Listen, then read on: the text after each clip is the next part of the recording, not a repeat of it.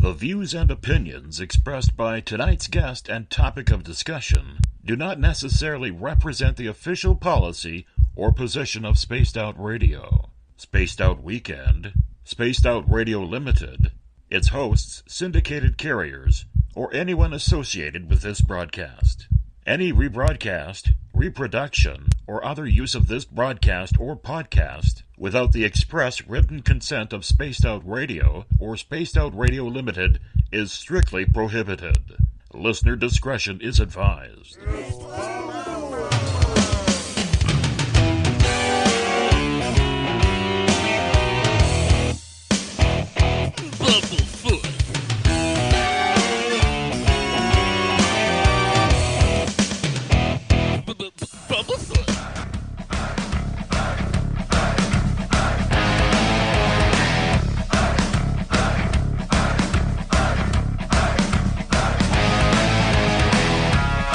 Are you experienced? Stop right there!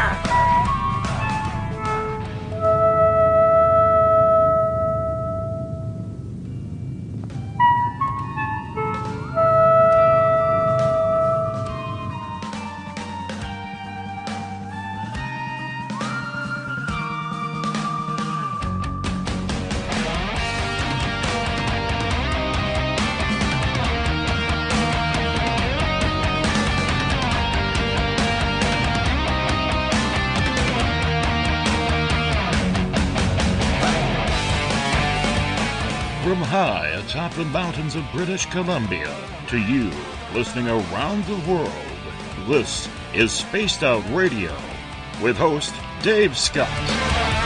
They let us play with all our toys, they let us think that we're big boys, they let us make the louder noise, but we ain't rule the world. They let us think we're Superman. You can follow us on our website, spacedoutradio.com, on iTunes and TuneIn.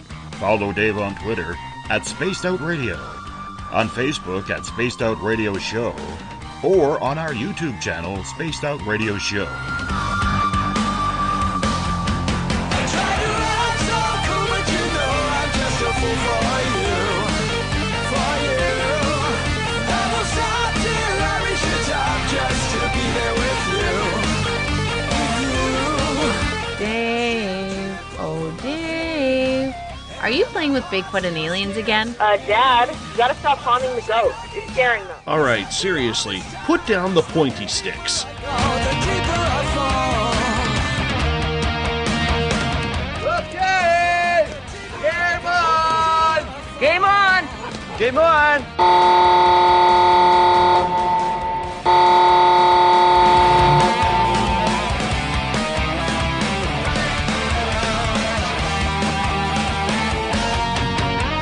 The password is... All right.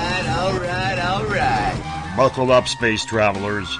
It's time to go for a ride on Spaced Out Radio.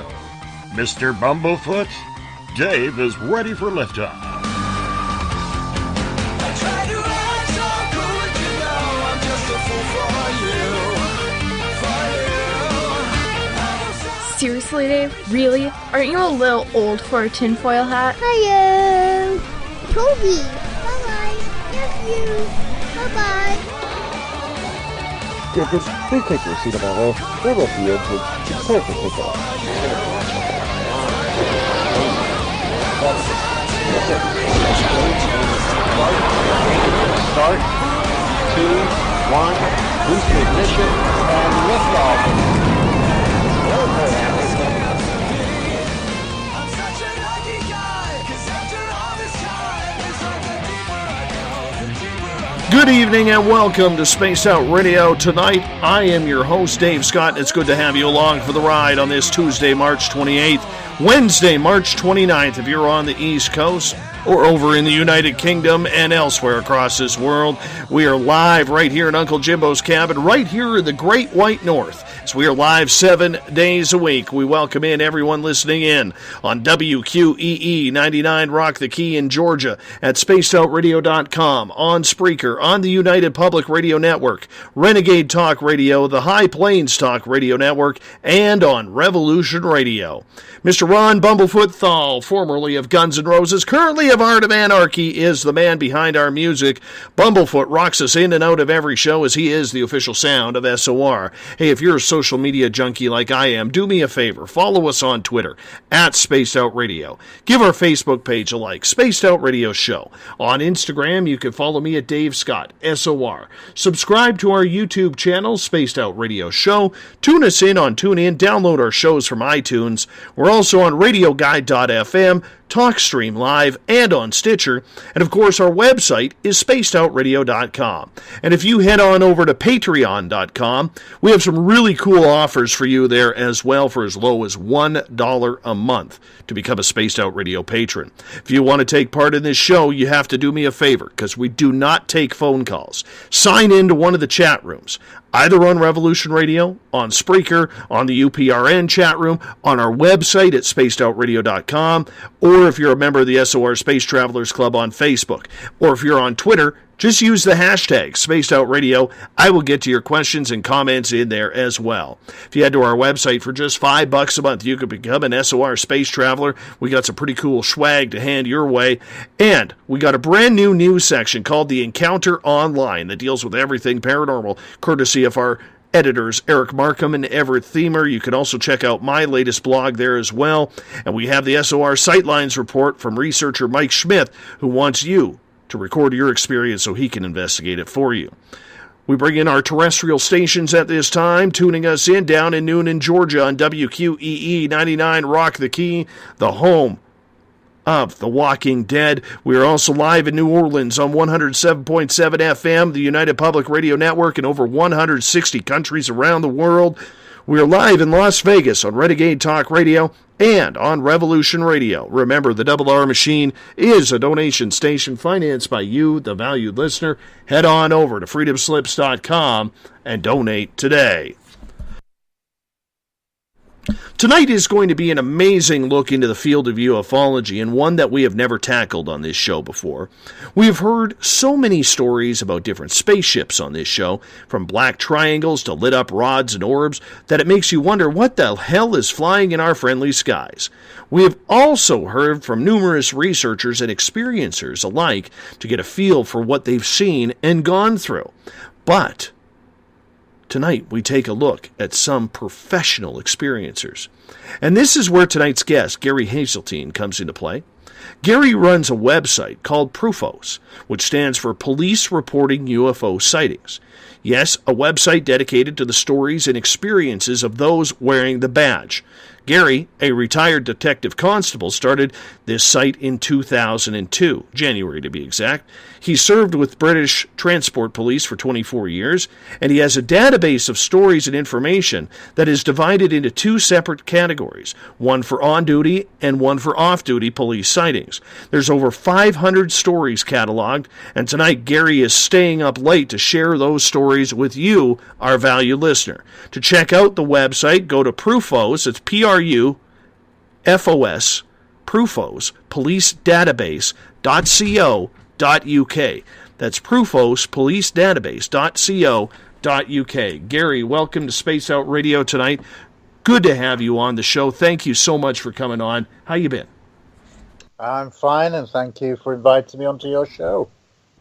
Well, the fact that you are up at 5 o'clock in the morning, your time right now, is very, very impressive that you would do that for all of us and our listeners, not only here in North America, but around the world. So really the honor goes to you, and a big thanks from all of us for you taking the time out of your sleeping time to be with us.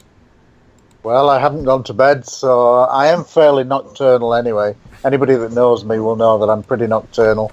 But what's sleep anyway? I'm passionate about this subject, so it's always a pleasure to do a show. Have you ever talked to a lot of radio stations in North America, or is this something new for you? No, I've done lots of radio shows in the US and Canada, including coast to coast on a couple of occasions. Do you find that, the sightings and the stories that you hear from the UK are quite different than what you hear out of North America, or is every story special to you?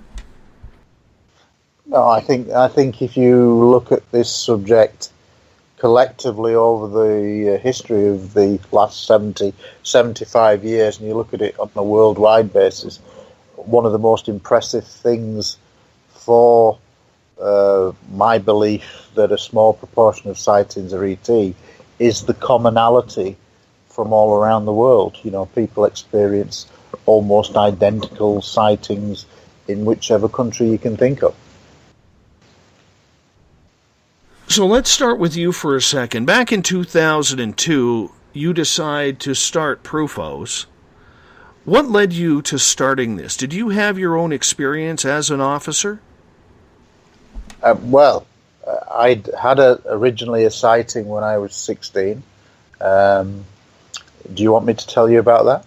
Absolutely. We got 3 hours with you, so we want to hear every story that you could possibly jam in. Right, well, basically what happened was I was walking my then girlfriend home, and it was one of those rare nights in England where it's no clouds, it was a lovely summer's evening, not a cloud in the sky, all the stars are twinkling, lovely warm evening. So I guess it was probably 8, 9 o'clock at night, and it was August time. And as we were on our way to her home, we had to pass along a long, narrow footpath, and on the one side of the footpath were, as you would say, high school fields, and on the other side were a series of what we call in England allotments where people grow their own vegetables, and in the middle was this long path. Now, at the end of this long path, there were houses that you could clearly see with all the electricity on, etc., in the distance. When we were about at the darkest point of this long path, basically we both noticed to our right at about a 60-degree angle what I can only describe as a bright white light, no distinct shape, but it was a 60-degree angle. It was much bigger than the background stars. And what struck me straight away was that I couldn't hear anything, and it just appeared to be almost gliding, floating along. Now, what was interesting is if you can imagine that you are walking on a long track straight ahead, as the object passed by us, in front of us, and therefore after it had crossed over, we then became behind its flight path. The whole of the street lighting, housing in the distance was plunged into darkness through a power outage, as you would probably say in Canada and the States. Rightly or wrongly, my girlfriend Dawn became anxious. Perhaps she thought that the object had caused this. It seemed to have a bit of a coincidence. We watched in awe as this object very slowly and silently passed by us.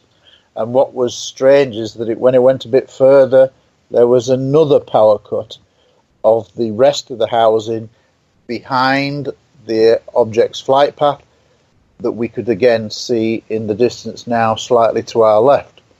Now, at the time of this occurring, I'd never ever had any interest in UFOs whatsoever, never read anything, but at the time I was walking with Dawn but pushing my bicycle or cycle, and when this object went by, it was generally heading in the direction of where I lived. So I instinctively said, get on the crossbar and I'm going to ride you to the end of the the alleyway or the footpath, and get you to your home as quickly as possible, because I want to try to catch up with this object. And that's what we did. So literally, she sat on the crossbar. I rode as quickly as I could to the end of the long footpath, turned right, and about 200 to 300 meters away would be her house. All the housing was in darkness, not a street light, no power on whatsoever. And I literally just dropped her at her house and then said bye, and then raced on my bicycle as fast as I could back to the same long footpath. Took that, where ended up onto a street called Grange Lane South, and then absolutely rode as fast as I could, trying to catch up with this object. Now, here's the interesting thing, is that if you can imagine an area with all the power out, is pretty dark, and you don't usually see that in an urban area. But it was pitch black, and I'm riding along, and it's completely dark. But then near to my home, there is a left-hand bend close to my home, maybe a couple of 100 meters away. And at the point where the road bended to the left, or went to the left, the power was on. So if you can imagine this clear demarcation of riding through complete darkness, power outage everywhere, and then on this corner, suddenly all the power's on. And at the point that I reach and go from the darkness into the light, it kind of sounds like a ghost story, but it's not. Darkness into light, I looked over my right shoulder and realized that I was slightly ahead of the light. By riding so fast and this object very slowly moving, I'd managed to get ahead of the light, just. So if you can imagine looking over your right shoulder, just a few degrees behind you, and then literally I go around the corner, I turn right onto Westerdale Road, turn right onto Baysdale Road, and my house was number 3, so it was at the top of the road. I dropped my bike outside the house, rush in to the main living room, and my parents sat watching TV. They're having, as British people do, having a cup of tea, supper time, as we would say. And I say, come outside, because I've seen this strange light, and I think it's going to cause a power cut. And they just looked at me bemused, as you would. They don't get up. So I quickly run through the hall, into the kitchen, out through the back door, into the garden. I then, at the bottom of the garden, turn around to look back at my house, just in time to see the object, which was now slightly higher in elevation, coming straight over my rooftop.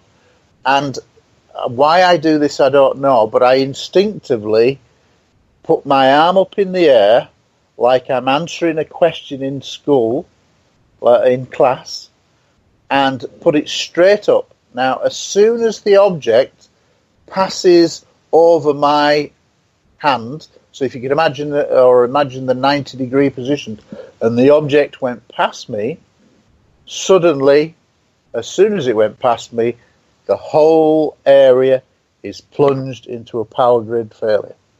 Now, it's ridiculous. How could I predict a power cut? And it's at that point there that I realised that whatever that object was, having moved to a second geographical position, that light must have had some interaction with the power grid. And I rushed inside.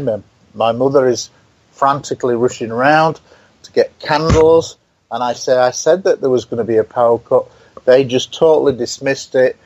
Coincidence. They're not interested at all. And so that's really how my interest in the subject began, and which is pretty weird. But here's a more weird thing, is that we weren't on the phone at that time. So we're talking 1976. We weren't on the phone. We didn't have a lot of money. And the nearest phone was about a 10-minute walk away, near some shops. So I didn't ring anybody. Who do you ring anyway? If you've never had this kind of experience, who do you ring? It's not the kind of thing that you know. So I didn't actually do anything.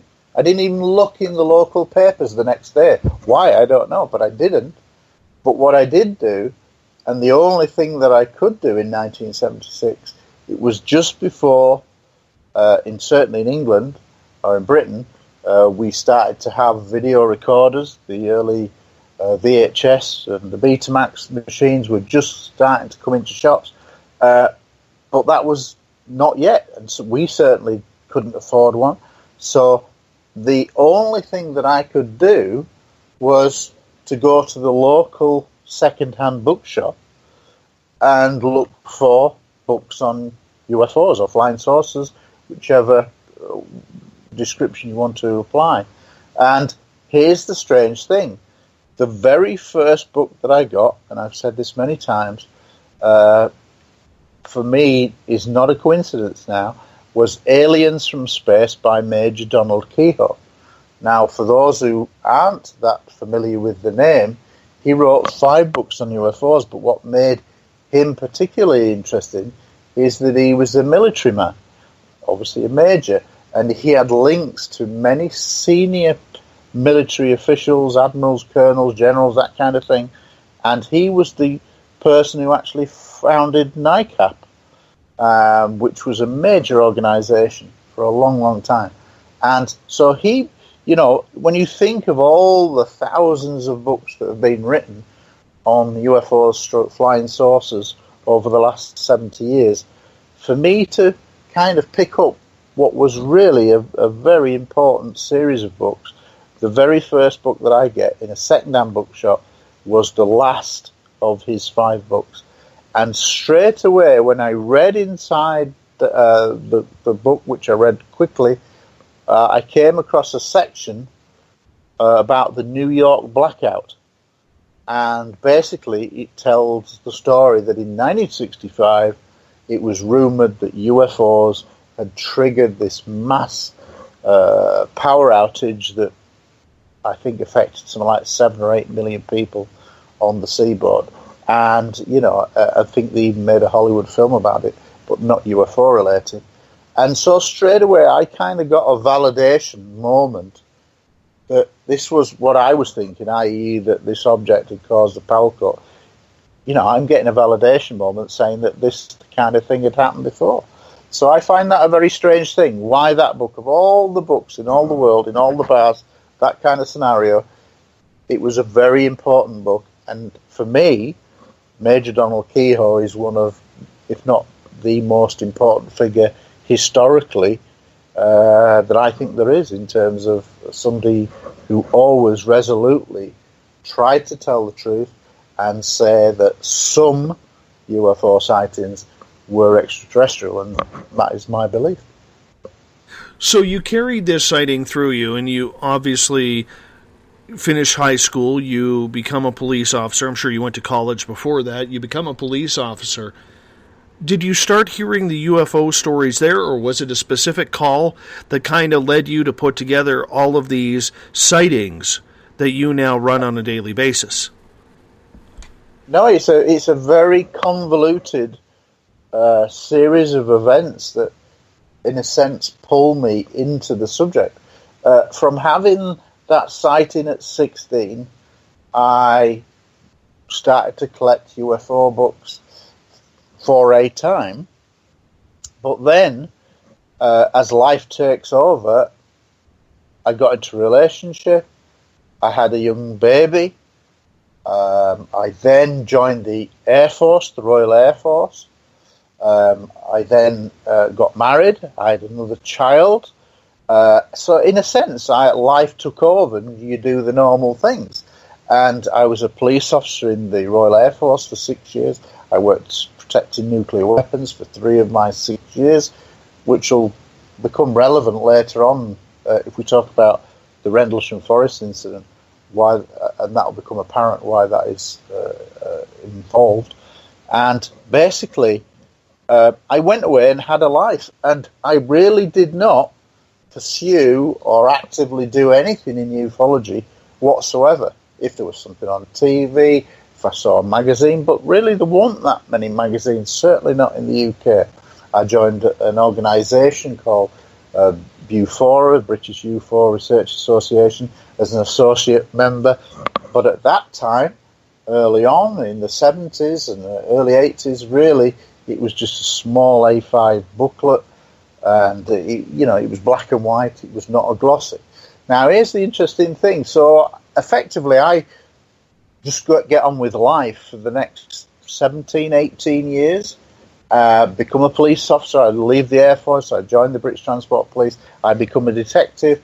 And it's only in around 1995, so from having the sighting in 76 that kicked off my interest, I went away, kind of had a life, but it was actually not until around 1995 that the first of a series of events occurred that led me on a path to become an active researcher.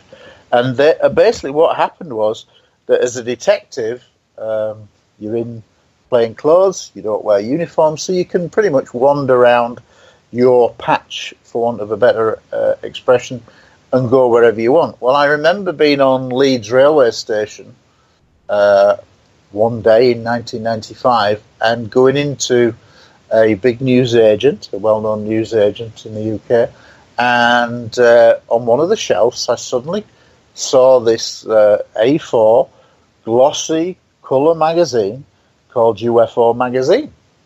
Certainly something I'd never seen before, and I picked it up and I thought, wow, this looks pretty professional.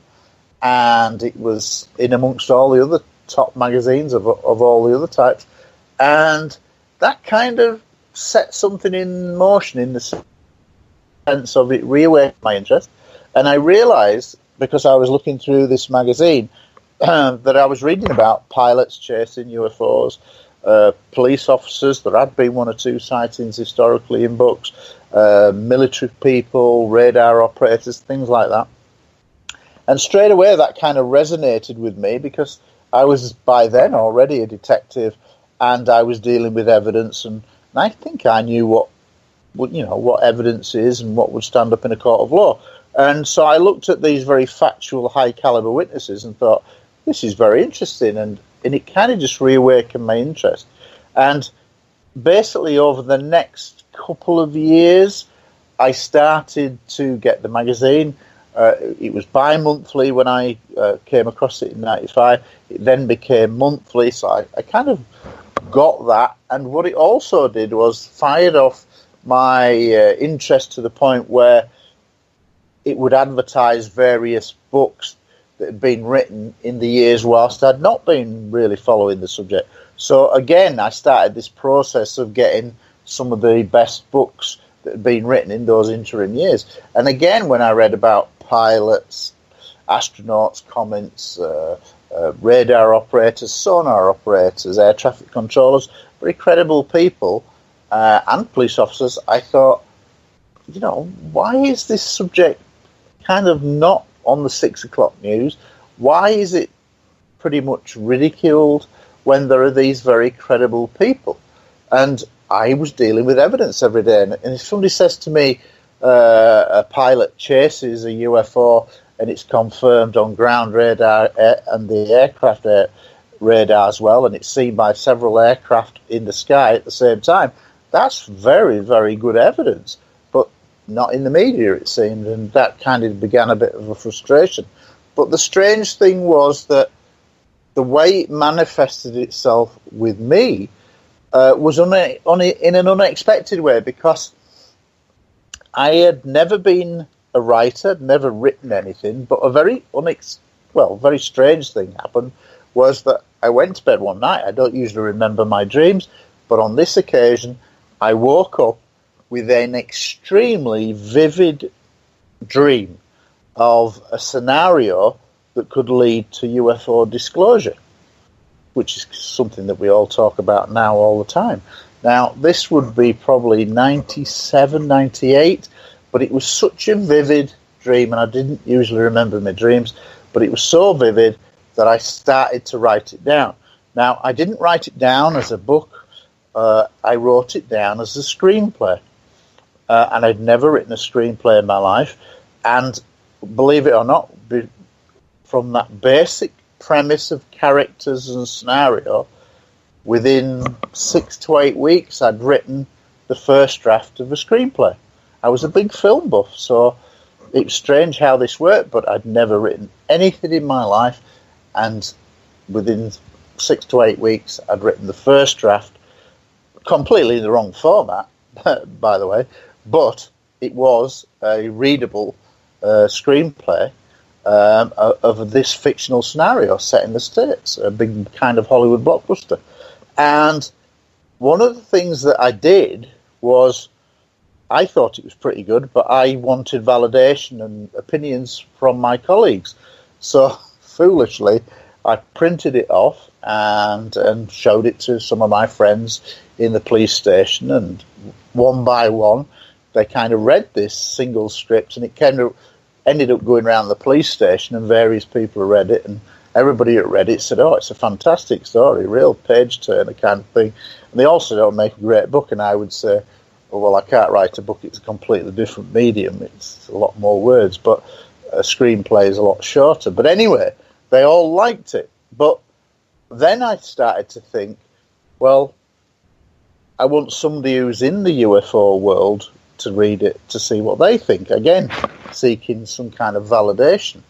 Well, here's one of the very, very strange things about my journey, and I know that it's kind of similar to many other researchers who've had strange experiences that led them to do what they do.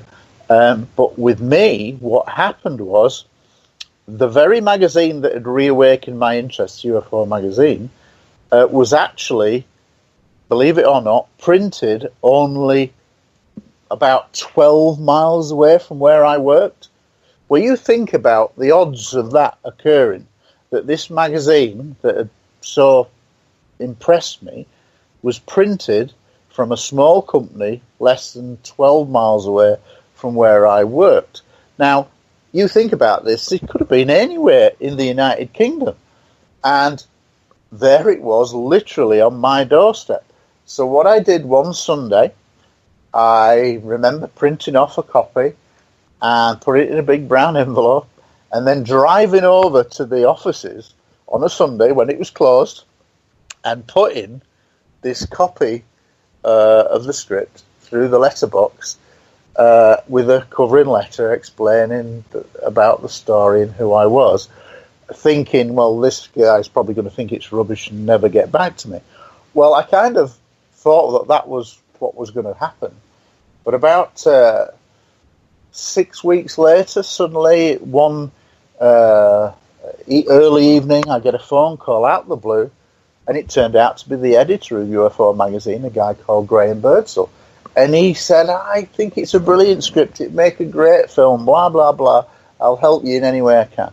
And what he said, which was interesting, was he said, I run a big 3-day international conference in Leeds, where I worked, and it's a Friday, Saturday, Sunday, and we fly speakers in from all around the world.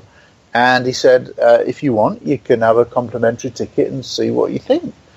And again, so I'm getting validation that says from an expert in the subject that it's a very good story, which was nice. It was a compliment. He actually wrote me a letter that I framed because it was such a glowing tribute to it. I framed it. And then basically I got this invite to go to his big international conference. So from having never been to any kind of UFO event, suddenly I've got this kind of like free pass to come and see these international speakers. And that's what I do. So from doing that script, it led to being invited to come along and go to my first UFO conference, where I heard people like John Mack, and I think Bud Hopkins was there at the same time, and I was absolutely knocked out by it. And again, what kind of was strange is that I began, and I didn't realize that at the time, that a level of frustration was beginning to well up inside me at this very credible people, but the subject in the media was being ridiculed. People were frightened to speak out, they feared for their jobs, and there was this, you're crazy if you believe in UFOs. And yet I looked at it through evidential eyes as a detective and said a pilot chasing, and you've got radar confirmations, that's good evidence that would stand up in a court of law. And this conundrum began to develop. And that's literally what then led me back to Graham Birdsall at the magazine. And in another strange twist, his office that was about 12 miles away originally, they actually moved office to be less than 2 miles away from my police headquarters.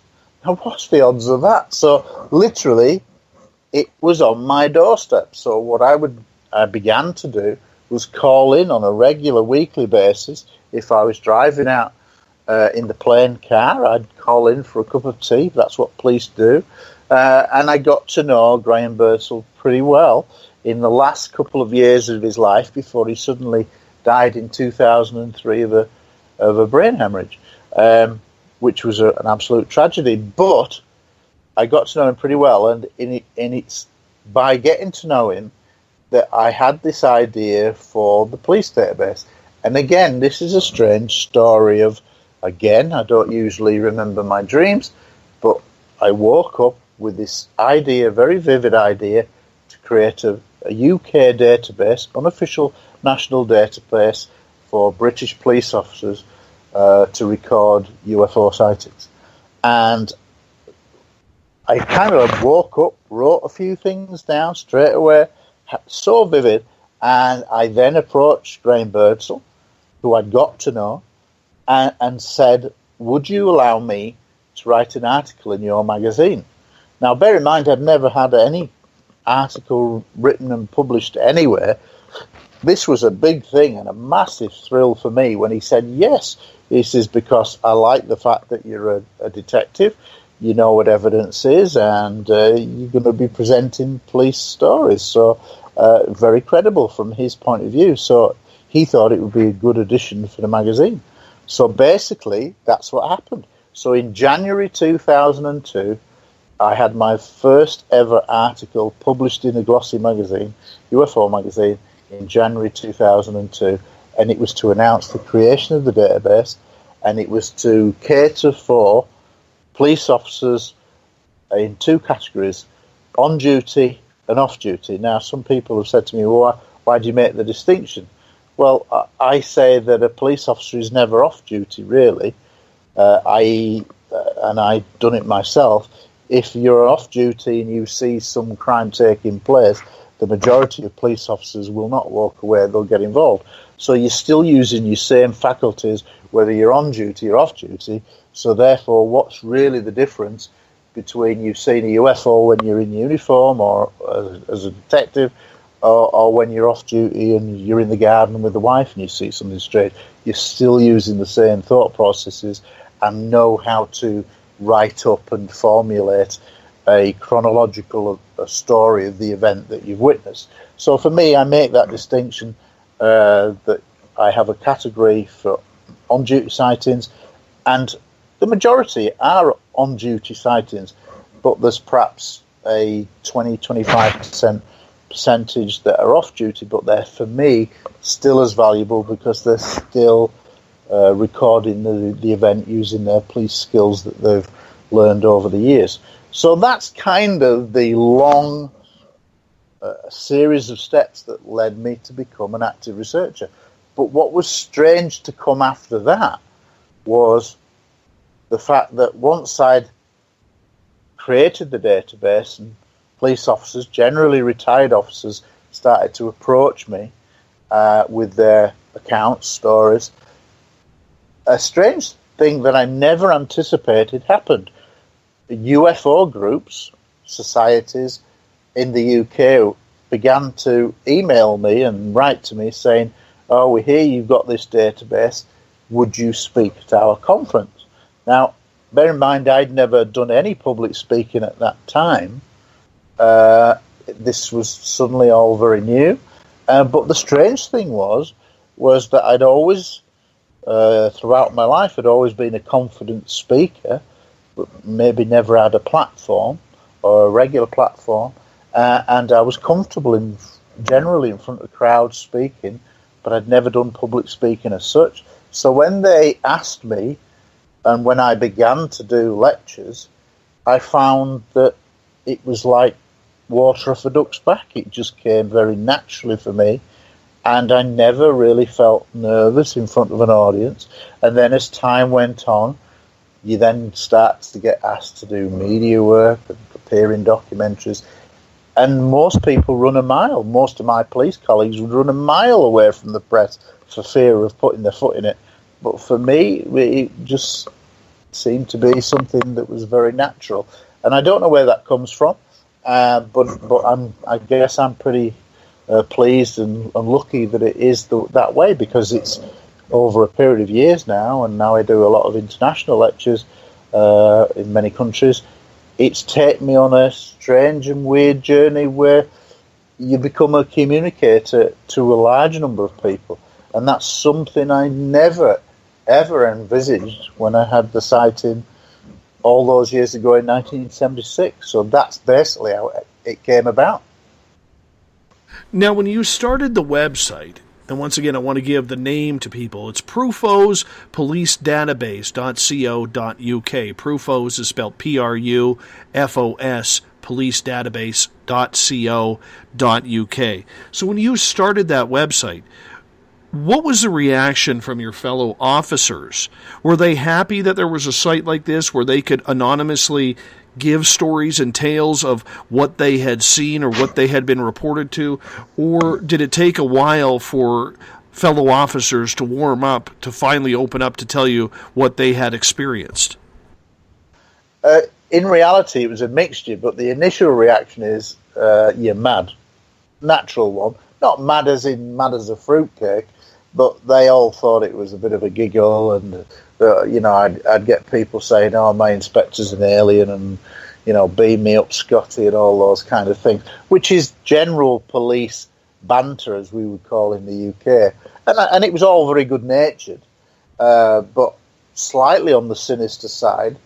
I was at that time an up and coming detective, and at that time I probably had ambitions to go higher up the ranks in terms of a detective. I wanted to be a career detective, and I remember being pulled in front of my detective sergeant, and he said, "What's this about this website that you've set up?" And I said, "Yeah, I'm into UFOs. I wanted to do it, and I've set it up for police officers." And he said, "I don't think that'd be very good for your career." And I said, "What do you mean?" He says, "Well, I just don't think it will sit very well with your career." And I said, "Well, I don't tell you what to do in your spare time, in your hobbies."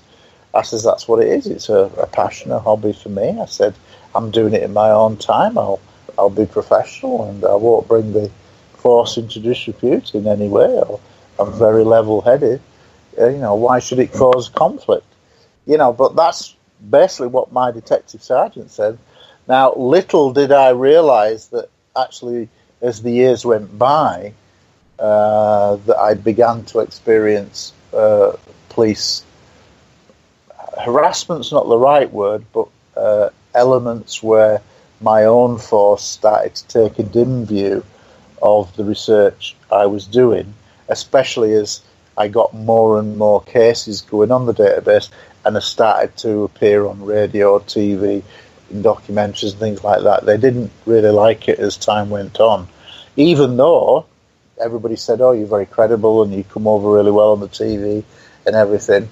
I then started to have the influence where more conditions were being imposed on me, on what I could say. Like when I first launched the database, I said I was Detective Constable 1877, which was my badge number, as you would probably say. In England, we would call it your collar number, and that was mine, 1877. And so I put it on there, DC, Detective Constable 1877, Gary Heseltine, British Transport Police. But it was always saying this is done in an unofficial capacity. It was always clearly marked.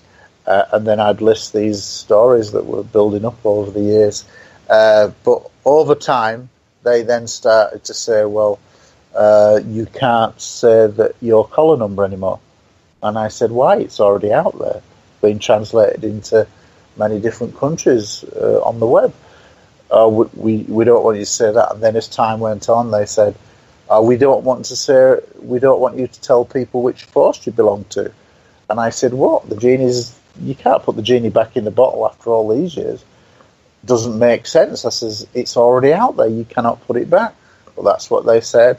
And, moving forward a few years, eventually a situation occurred in 2009 where the Ministry of Defence in the UK, which had run a UFO reporting desk similar to your kind of Project Blue Book, a small office, staffed by one person with a couple of admin staff.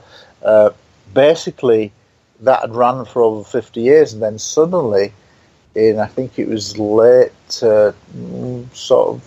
autumn time 2009, they suddenly announced that they were closing the UFO desk after over 50 years of being in existence. And then I suddenly thought, well, wow, this is a bit of an opportunity for me to contact all the police forces in the UK. Now, unlike in the States, in England, you have regions that we would call counties, geographical regions of the country, and in the UK there were 43 police forces. And so I wrote to all the chief constables saying, you're probably not aware of this, but the Ministry of Defence has just closed its UFO reporting facility, and all the sightings that you would send to the Ministry of Defence, you've now nowhere to send it to. However, you are still going to get sightings. What are you going to do? Because you have to be seen to be professional. And what I suggested to them is that would they consider, when they had a sighting reported from a member of the public or a police officer, that they then pass that sighting through to me to investigate in my off-duty time. And within 2 weeks, I'd got 24 replies back straight away from senior officers in respective forces saying, we weren't aware of this, thank you for telling us this, we'll have a look at it and we'll get back to you. And within a month, 2 of those forces had actually said, we are going to make you what's called a SPOC, a single point of contact, SPOC, and if we have any sightings, we'll pass them directly to you. And I thought, yes, I've made a major breakthrough here on a national scale. It's because if one or two forces do it, probably all of them or the majority of them will follow suit. And then the next thing that happened, which was more sinister and was a bit of a shock, was that I got pulled one day to see my chief superintendent, my area commander, very high rank, extremely high rank. He was the top guy in my area, and he said, I understand that you've written letters to various chief constables. And I said, yes. I said, I've written one to my own chief constable who was new to the job. And he said, well, that's the problem. He said that it seems that our chief constable, my new chief constable as it were, had a phone call from another chief constable, and it was never specified which force it was, but the story was, the gist of the story was that the chief constable rang my chief constable and said, who is this nut that you've got with this police database about UFOs? And because my chief constable felt embarrassed, he then instructed my chief superintendent to instigate formal misconduct hearings against me where my job was on the line. So for writing a private letter that clearly said I'm writing in off-duty capacity, but by the way, this is information that I think you need to know. So just purely factual. I was then being deemed to have brought the force into disrepute, although I could never see how you could do that because it was a private letter and it was just full of information. and asking, to make them aware and ask them to send information to me in a private capacity. And basically, I was then put under investigation for a year, which then culminated in what was called a misconduct hearing. And the ramifications were, fortunately, that there's two types of misconduct hearing. Mine was a level 2, which meant that you couldn't get sacked. But for a long time, my pension was on the line, and that was a possibility. But they decided to go for the slightly lesser misconduct. And I ended up getting a 12-month written warning for just writing a private letter to all these chief constables telling about something that had factually happened. Now, what I found frustrating was that if I'd have chained myself naked to the railings outside a police station and said, "Oh, mommy, on me," and chanted, that kind of thing, then I could have understood bringing the force into disrespect.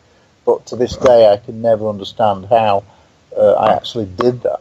But that's what happened, and that was one of the reasons why I decided to retire early. I could have gone for another 6 years, but I decided to retire because 6 years early, because I realised that if that was the way that in a sense the climate was going, that it was probably going to be only a matter of time before they would try to get me up on some other offence, or which they deemed to be an offence. So I just saw that the writing was on the wall. It was going to get more and more difficult.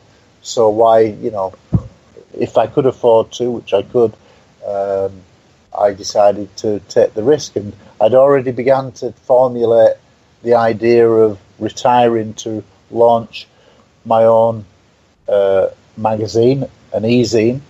And by that stage, in 2013, when I actually retired, I'd already approached many of the world's top researchers and asked them would they write either as a regular columnist or as an occasional contributor, because they've got their own ongoing research and books and whatever. And literally, because of the positive attitude that I had from them, it gave me confidence to retire early. And on the 31st of March 2013, I retired, and in April I launched the magazine. And here we are 4 years on, and we've got readers in many countries and lots of readers in the States and Canada. And it's called UFO Truth e-zine, which is www.ufotruthmagazine.co.uk. And it does feature regular articles by all the top people in the world. Your Steve Bassett's, your Richard Dolans have all written, Peter Robbins, Ajay Jabbar from Brazil. And I wanted an international flavour, and I've got that because I've got top researchers from Europe, top researchers from South America, top researchers in the States. So it's a very, a worldwide magazine, and I want it to continue and expand for that reason, because the message that I'm trying to put across is that in a small percentage of cases, i.e. just 3%, that residue points very clearly towards ET, and the actual kind of like tagline for the magazine is it's a magazine for those people who believe that some UFO sightings do represent ET visiting the Earth and interacting with it. So that's how that came about. But, by all means, ask me any questions on police sightings, and I'll gladly give you many, many cases. We only have about 2 minutes before we have to go to our first break here, Gary. But I'm curious, when you told your fellow officers about how they were treating you, out of more embarrassment than somebody at the top levels of government trying to shut you down, what was the reaction from your colleagues and fellow officers in the way you were being treated through this? Well, the ones I worked with closely, fellow detectives, were disgusted what was happening, but unlike the perception that as time went on police forces were more transparent, certainly within my own force, the officers were powerless to do anything. They couldn't speak out, and they weren't able to support me because they feared themselves getting involved. So basically, they sympathised, and in the end, I think they thought it was probably the right thing that I do, that I left early. Rachel is asking a question here. We got about 90 seconds. She is asking, Gary, do you ever fear that with your website that you risk some of your colleagues' reputations? Well, no, not at all, because the way that I deal with it is that I fully understand and appreciate what's involved. So generally, if it's a serving officer, they request anonymity, and that's fine as long as they prove themselves to me. So if an officer says they've had a sighting, they're still serving, and they don't want to go public, I'll say, prove to me who you say you are. Once they do that, they're then granted confidential status, a bit like a press source, and then I'm happy to tell the story.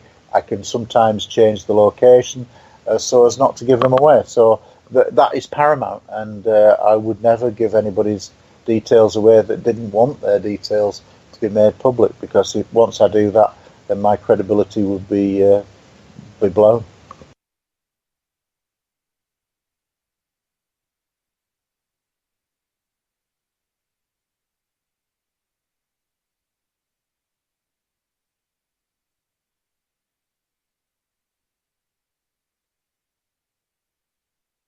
And Gary's website, if you want to check it out, is proofos. Or make that Proofos, policedatabase.co.uk. It's a good site. Make sure you check it out during the break while you're listening to some commercials. We'll be right back right after this.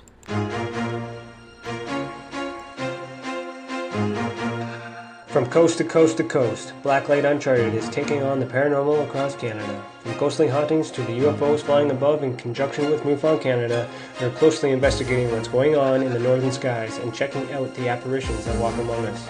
Check out our videos right here at spacedoutradio.com. We want to know your thoughts, we want to hear your experiences, and we want you to share your stories. The answers are out there, and we intend to find them. Would you like to become one of our space travelers? All you have to do is click on the Space Travelers icon at spacedoutradio.com. For only $5 a month, you can get access to some great prizes, as well as private monthly shows, newsletters, and a members-only section on our website. Become a space traveler today. The third Monday of every month, Spaced Out Radio is going to bring you a different look at everything paranormal. Welcome to The Reporters. Jim Mallard, Vanessa Hogel, Denise Garcia, and Christina George join me, Dave Scott, for a look at the weird and strange from the other side of the microphone. We'll break down ghosts, UFOs, cryptids, and the people investigating them. The paranormal media has never been heard like this. Come listen to The Reporters. It's paranormal news at its finest. Welcome to The Encounter. At spaceoutradio.com, The Encounter online is SOR's trusted news source for everything weird and strange going on around the world. This is news editor Eric Markham. Our team of journalists are scouring the planet for those strange stories that rarely make the mainstream. No fear-mongering or fake news here. Head over to spaceoutradio.com and encounter The Encounter.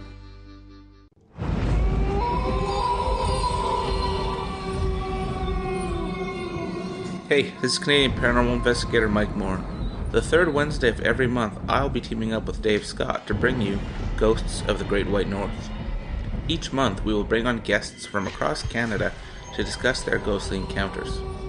Canada is a paranormal hotbed with stories you've never heard, so we're going to bring them to you. So get comfy on your Chesterfield, grab a donut, and join us, eh?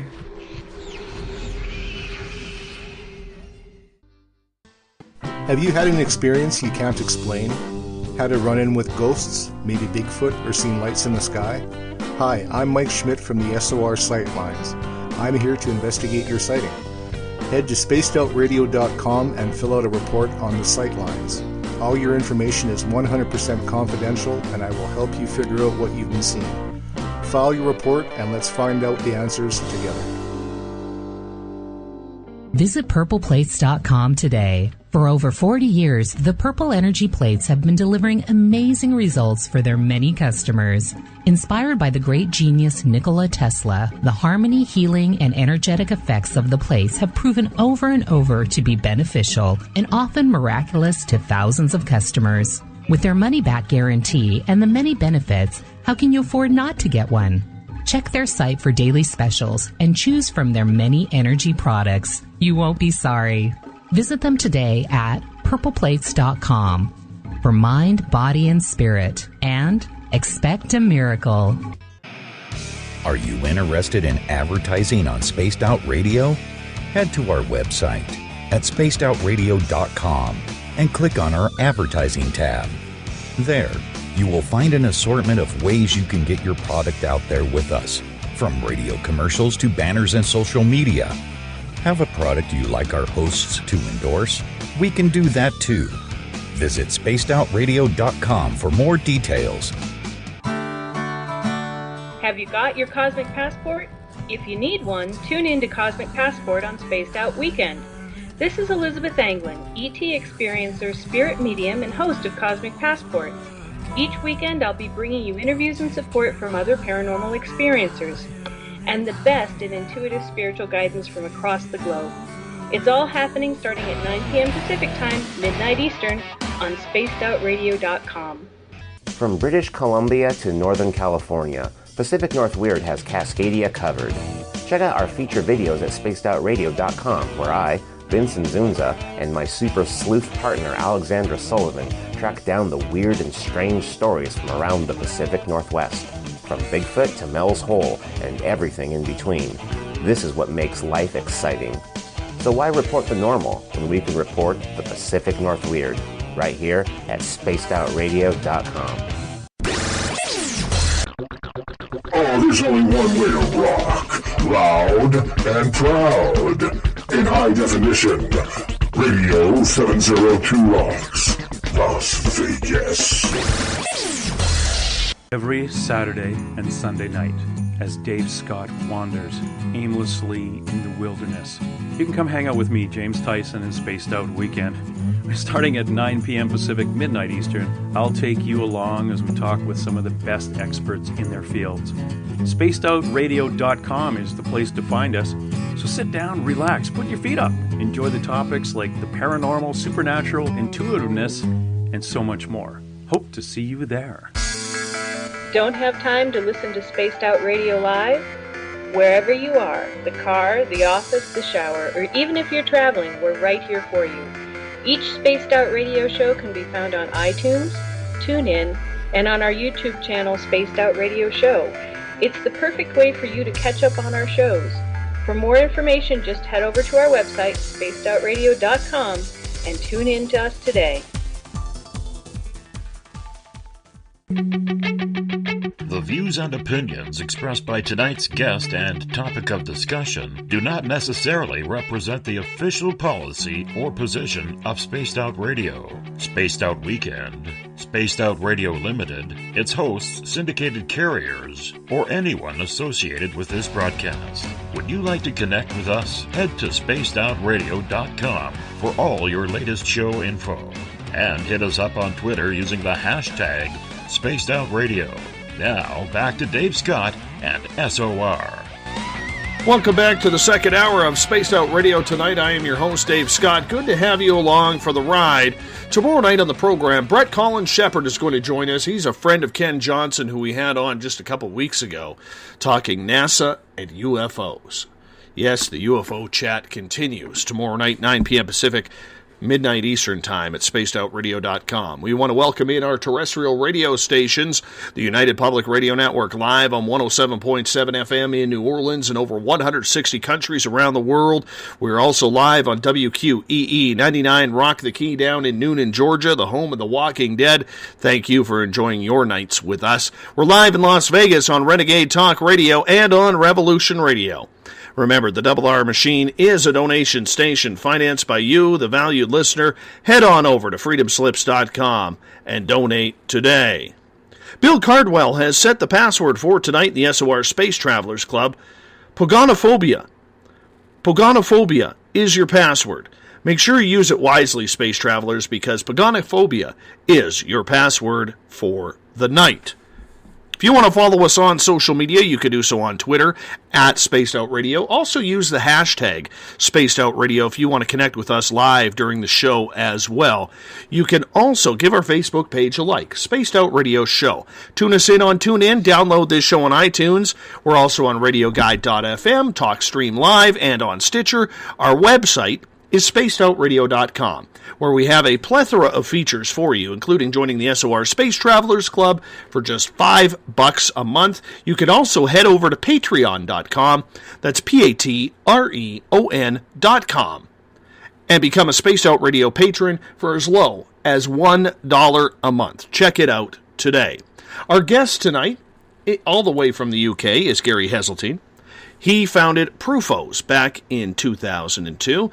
Police reports of UFOs. Make that police reports reporting UFO sightings. The website, proofospolicedatabase.co.uk. Gary, welcome back. Thank you very much for having me. Right before the break, we were talking about what was happening with your fellow officers and everything when you started up Proofos. As people started noticing what you were doing with this website, how quickly was it before officers, both on duty and off, started responding with what they had seen strange or what they had been called to that was strange in the sky? Well, there's two parts to the answer to this. Just before I had the article published in January 2002, which was the official launch, probably in November of 2001, my own force, the British Transport Police, had just created its own intranet, and which was kind of the up-and-coming thing there with the onset of the internet, etc. And they had a section there for hobbies. So you had your running clubs, your martial arts clubs, and I thought, well, this is what I'm going to do in January. I knew that there was an article coming out in January. I'm going to create my own UFO group and see what response I get. So I put a few bits of factual information up there about so many pilots, so many radar operators had made positive statements about UFOs, etc. And like I say, I got a lot of ribbon, but because it was within my own force, it went force-wide, and there were about 2,500 in the force.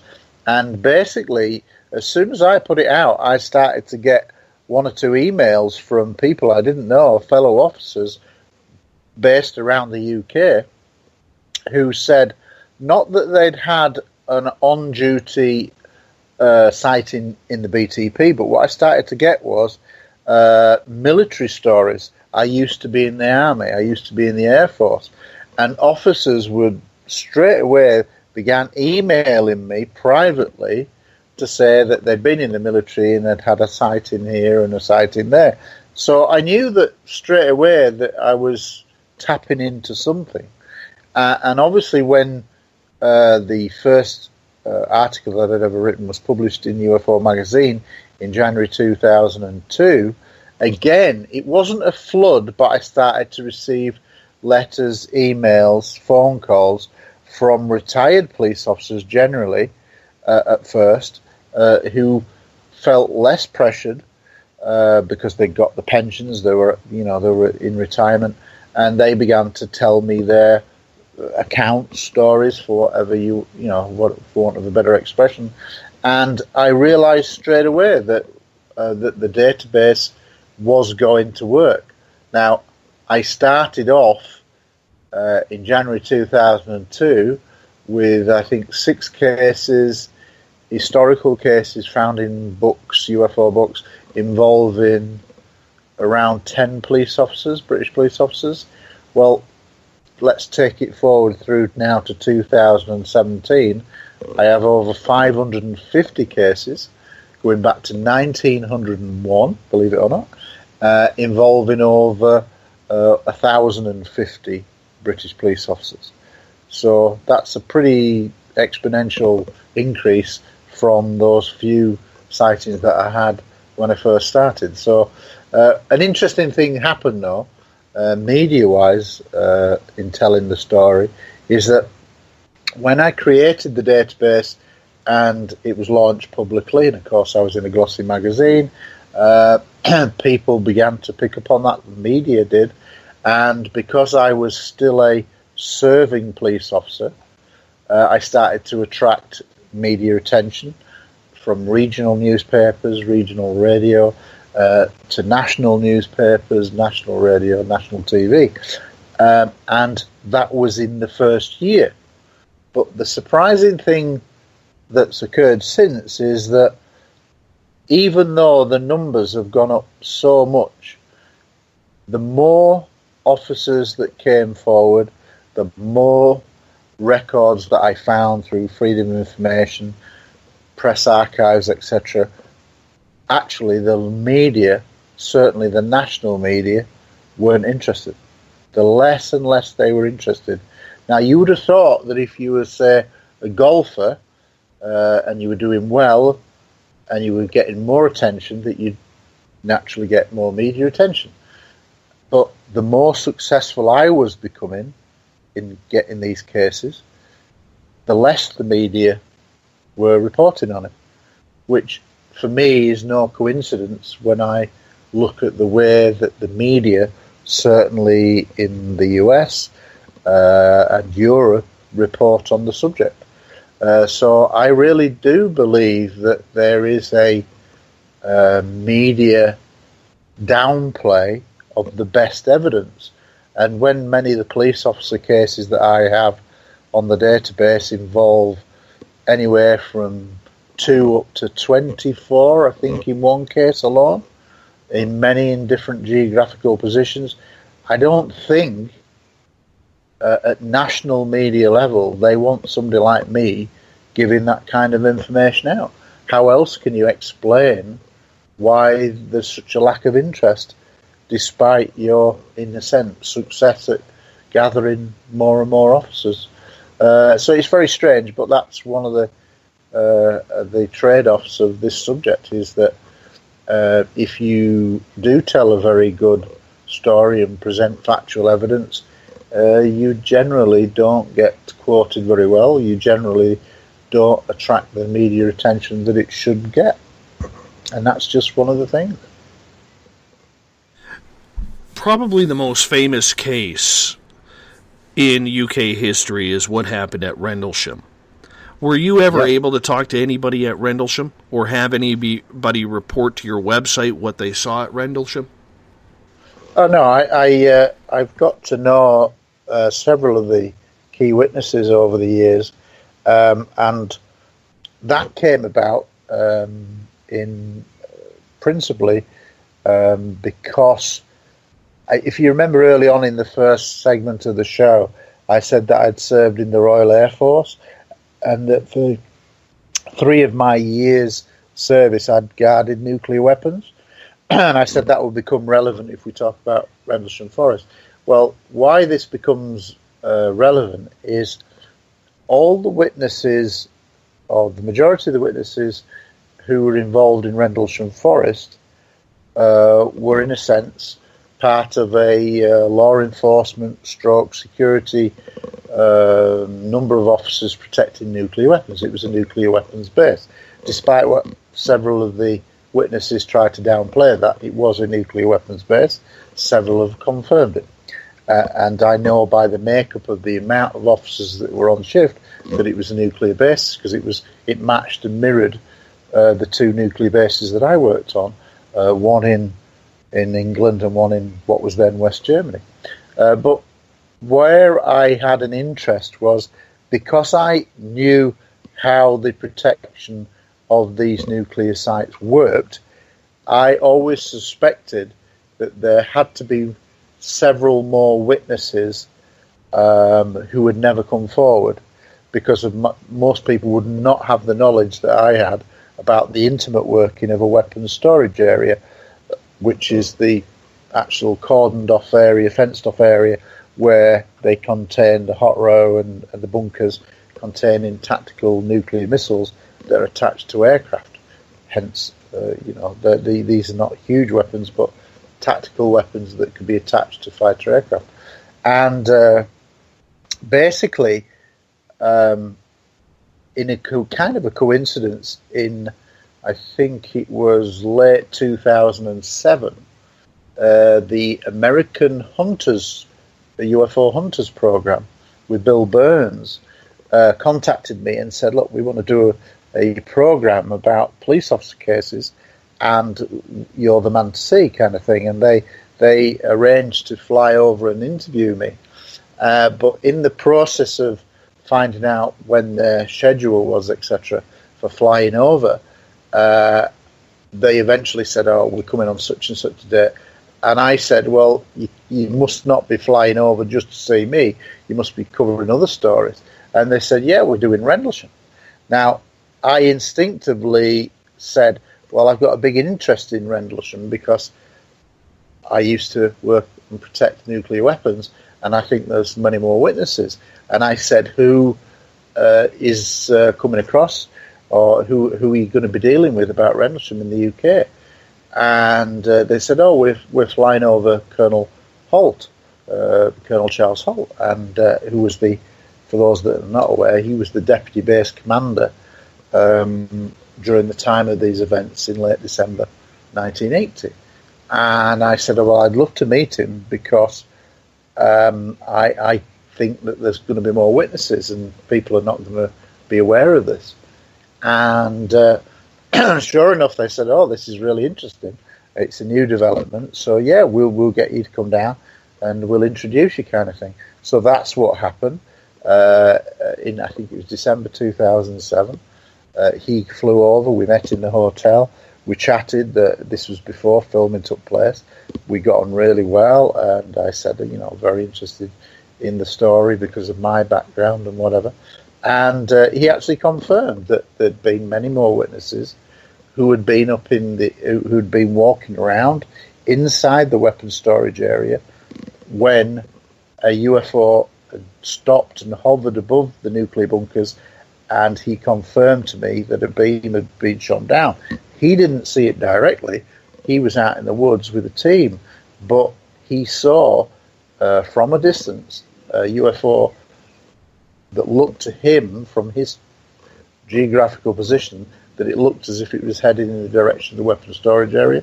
So what he did was he changed the radio frequency on his radio to the weapons storage area tower radio, and heard the chatter in the tower saying there's beams being shone down from a UFO into the nuclear bunkers. And he actually confirmed that on a small video for me personally at the top of the weapons storage area while we were having a break in the filming.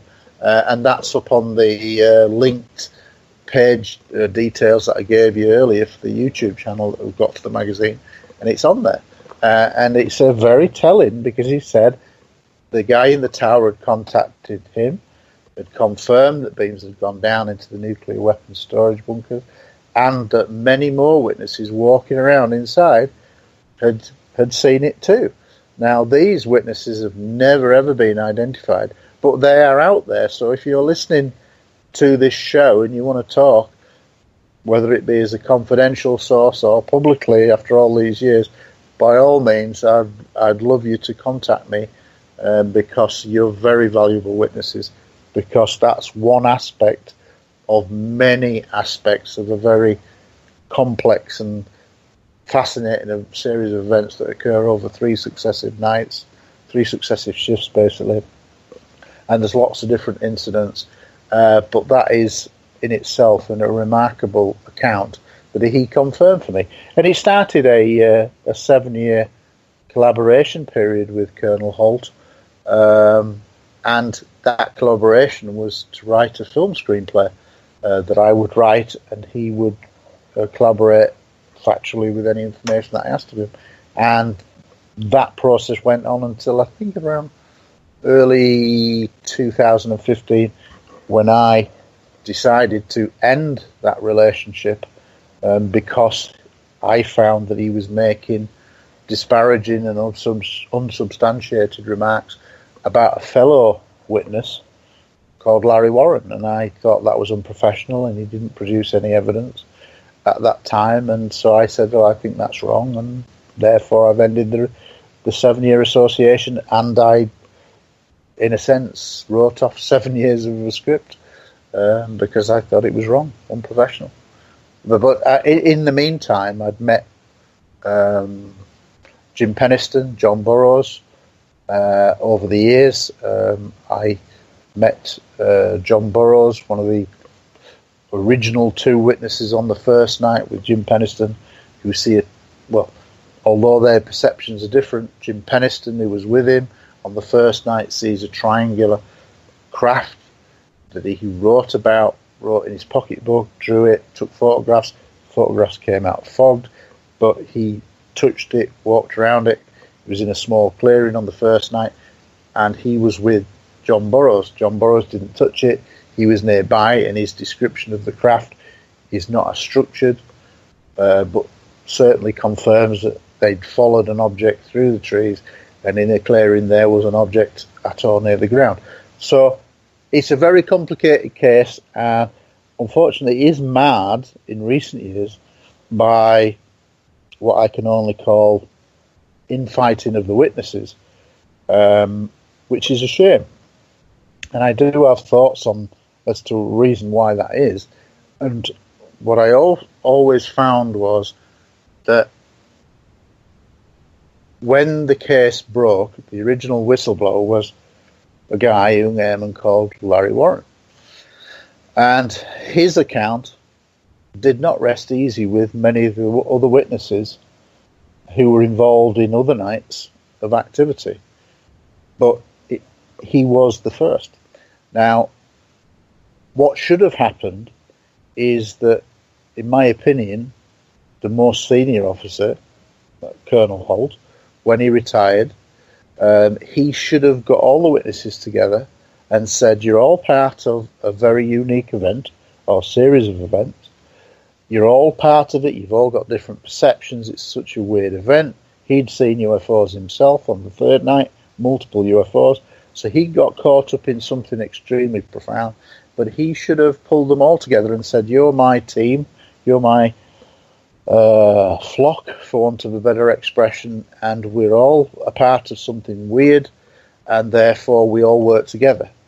But unfortunately, that didn't occur, and over a period of time, it's allowed, for want of a better expression, different factions to begin. And Colonel Holt, who I got on really well with for several years, and in our collaboration period, over time, I felt that he wasn't being fully frank with me, which he said he was, but I got the impression, and I was an advanced interviewer of suspects and witnesses. Over time, I thought he was holding back on stuff. And he'd hinted at stuff, but when I asked the questions, he wouldn't really say. So, again, by the time I ended the association in 2015, I'd got to the point where I could see that several of the other witnesses had said of Holt that he had stirred and muddied the waters at times and seemed to play people. And over time, I began to see that he had done. So, that again, as the senior officer, the most senior officer involved to see UFOs, I didn't think that that was the way to bring people together or to effectively move the case forward. So you've ended up with a situation where, in a sense, there are several different factions, and it's frustrating, but never take it away from if you strip all the personalities involved. The Rendlesham Forest case is arguably one of the best cases in the world. It's as good as Roswell in many ways, because if you think about it, how many times do you have UFO events that occur over 3 successive nights involving anywhere from 20 to 50 military police officers in various capacities who see various different things? That's not including the perhaps 10 to 20 civilians who lived at or near the base who saw things on the periphery of the base because they lived close to the runways and things like that. and the perimeter fences. So you've got this event that is ongoing over 3 nights. Now, I can also say that over the years, various people have given some information to me and the magazine, but I also, and I've never really talked about this much, is that on one occasion, and it was during that collaborative period with Colonel Holt, I was sent some very detailed information in a series of emails, I think maybe 7 to 10 emails, from someone who claimed to be, I think, a colonel in the US, and who appeared to have very intimate knowledge of radar. I'm not a radar expert, but it seemed very, very plausible, and who confirmed that there was these series of events. But what I suspected over the series of these emails was, when I came back to him and said, "Oh, that's all very good, it's very interesting, but I need you to now prove to me who you say you are." Well, as soon as I said that, this guy disappeared, never to be traced or heard of again. Now, was it a hoax? It may well have been a test by somebody to try to see whether I just put out disinformation. I never put the information out, so that didn't work if it was that disinformation exercise. But I'd have to say that the information that he gave had whilst I'm not an expert on radar, had a ring of truth to my mind, that he certainly knew a lot more. And whoever this person was, almost certainly the wrong name. It did seem plausible, but I've never released the information because the guy never came forward and corroborated who he was, and therefore you have got to err on the side of caution, and you don't become involved in what may have been a disinformation exercise to try to trap me. So it never got published, but it had the echo to me that some of it was true. Let me ask you this, because there's a lot of people out there who have heard of the Rendlesham case, because it is probably the next famous next to Roswell. But a lot of people out there do not know what happened. So I was wondering if you could take a couple of minutes to explain what happened over those 3 nights. A couple of minutes. Right. I'll do the best that I can. Essentially, what you've got to think of is 3 successive nights, effectively involving 3 sets of different shifts and personnel. On the first night, essentially, lights were seen outside, approximately 300 meters away from the fence line of what was called the East Gate, one of the perimeters that was guarded by US Air Force police officers. And they see strange lights above the trees about 300 meters away, and they think or suspect that maybe a plane or a helicopter is in distress, and they seek permission to go off base, thinking there might be a plane going down, they might need to give assistance. So essentially that's what happens, and 3 people leave the base, John Burroughs, Jim Peniston, who was the sergeant, and the driver. And they basically go off the base, and they start to experience, they park up because they can't go any further into the forest, so they go on foot. Their radios start to break up, so they deploy one person as a radio relay. What I mean by that is that you can bounce a radio signal from somebody's station there, and it can act as a transmitter. So they kept one guy back, a guy called Ed Kabanzak. He became the relay, and 2 of them went on foot deeper into the forest, and eventually in a clearing, a small clearing, they see a small object, approximately 3 meters by 3 meters in size, perhaps 2 meters in height. Jim Peniston walks forward, walks around it, touches it. It says it's glass-like. He draws it, he photographs it, but photographs later come out fogged. But he walks around it for perhaps 30, 45 minutes. And then the object lifts and then shoots off up into the sky. Now, as I said earlier, John Burroughs, who was with him, his drawing of the craft of the object is not as clear, as structured as Jim Penniston's, but that's people's different perceptions. But they both, in a sense, describe following an object through the trees and then coming to a clearing, and there is something there. So that's the corroboration. Now, essentially, that's the first night. Colonel Holt becomes aware of this incident as he comes onto the morning of the Boxing Day, 26th. So the first night is essentially from midnight into the 26th, or 25th into the 26th. Holt comes on, Colonel Holt comes on. He was then the deputy base commander, and he was a lieutenant colonel at the time of the incident. He comes on, and there's a bit of a joke about, has anything happened overnight? Yes, have you seen a flying saucer? That kind of banter. And he says, is it in the log? Or as he would say, the blotter, which was like the daily log of every occurrence on the base for that police section. And it wasn't, so he said, we'll put it in there. So he first becomes aware on the early morning of the 26th. Essentially, what happens is on the second night, and was for many years not really well known at all, and it involved the shift commander of the next rotating shift. So the next night, second night, 26th into the 27th of December, and basically what happens is it involves the shift commander, who was a female officer called Lieutenant Bonnie Tamplin, and she happened to be on mobile patrol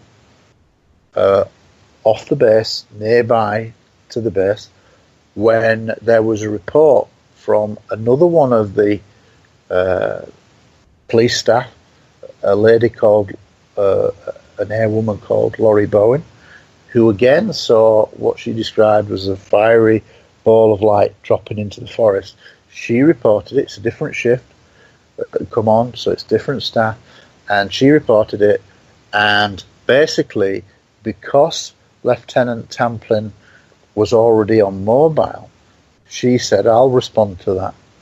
Now, here we get a bit into not so much detail, in the sense that something profoundly happens that frightens her, because the next thing is she's screaming over the radio, help me, help me, help me, terrified screaming. And another officer, a sergeant, Bobby Ball, is dispatched on mobile to try to find her, finds her, she's hysterical. She's so frightened that, or so hysterical that she has to be relieved from duty. Now, in terms of corroboration, several of the police staff who were on shift heard the radio of her screams and have come forward and confirmed that and gone public. So they corroborate that something profoundly frightening occurred. Now, we do not have any direct testimony from Lieutenant Bonnie Tamplin, because she's never gone on the record, and I don't think anybody knows where she is or can find her now. And basically, the story, second-hand story, which is almost certainly going to come from Bobby Ball, Sergeant Ball, was that apparently as she drove into the forest, her windows were down, and basically a small object described as the size of, say, a tennis ball, blue tennis ball coloured light sized ball, came floating into the open driver's window, stopped in front of her, which would probably freak most people out, freaked her out clearly, and then the object departed through the passenger front window and away. That's apparently the story, but we haven't got that first hand. But we do have the corroboration from the several other shift members hearing her screaming over the radio, so that becomes corroborative testimony to something profoundly frightening happening to her. But it's the most least known of the 3 nights of activity. Then another shift comes onto the third night, which is now the 27th going into the 28th. There is this story that the UFO is seen again, and basically one of the people is dispatched to tell Lieutenant Colonel Holt, who is at a Christmas function. This is the third night, and basically that is Lieutenant Bruce England. And basically he goes into the Christmas function, has a word with Colonel Holt, and says, the UFO's back. Or it's back. And Colonel Holt says, what's back? The UFO's back.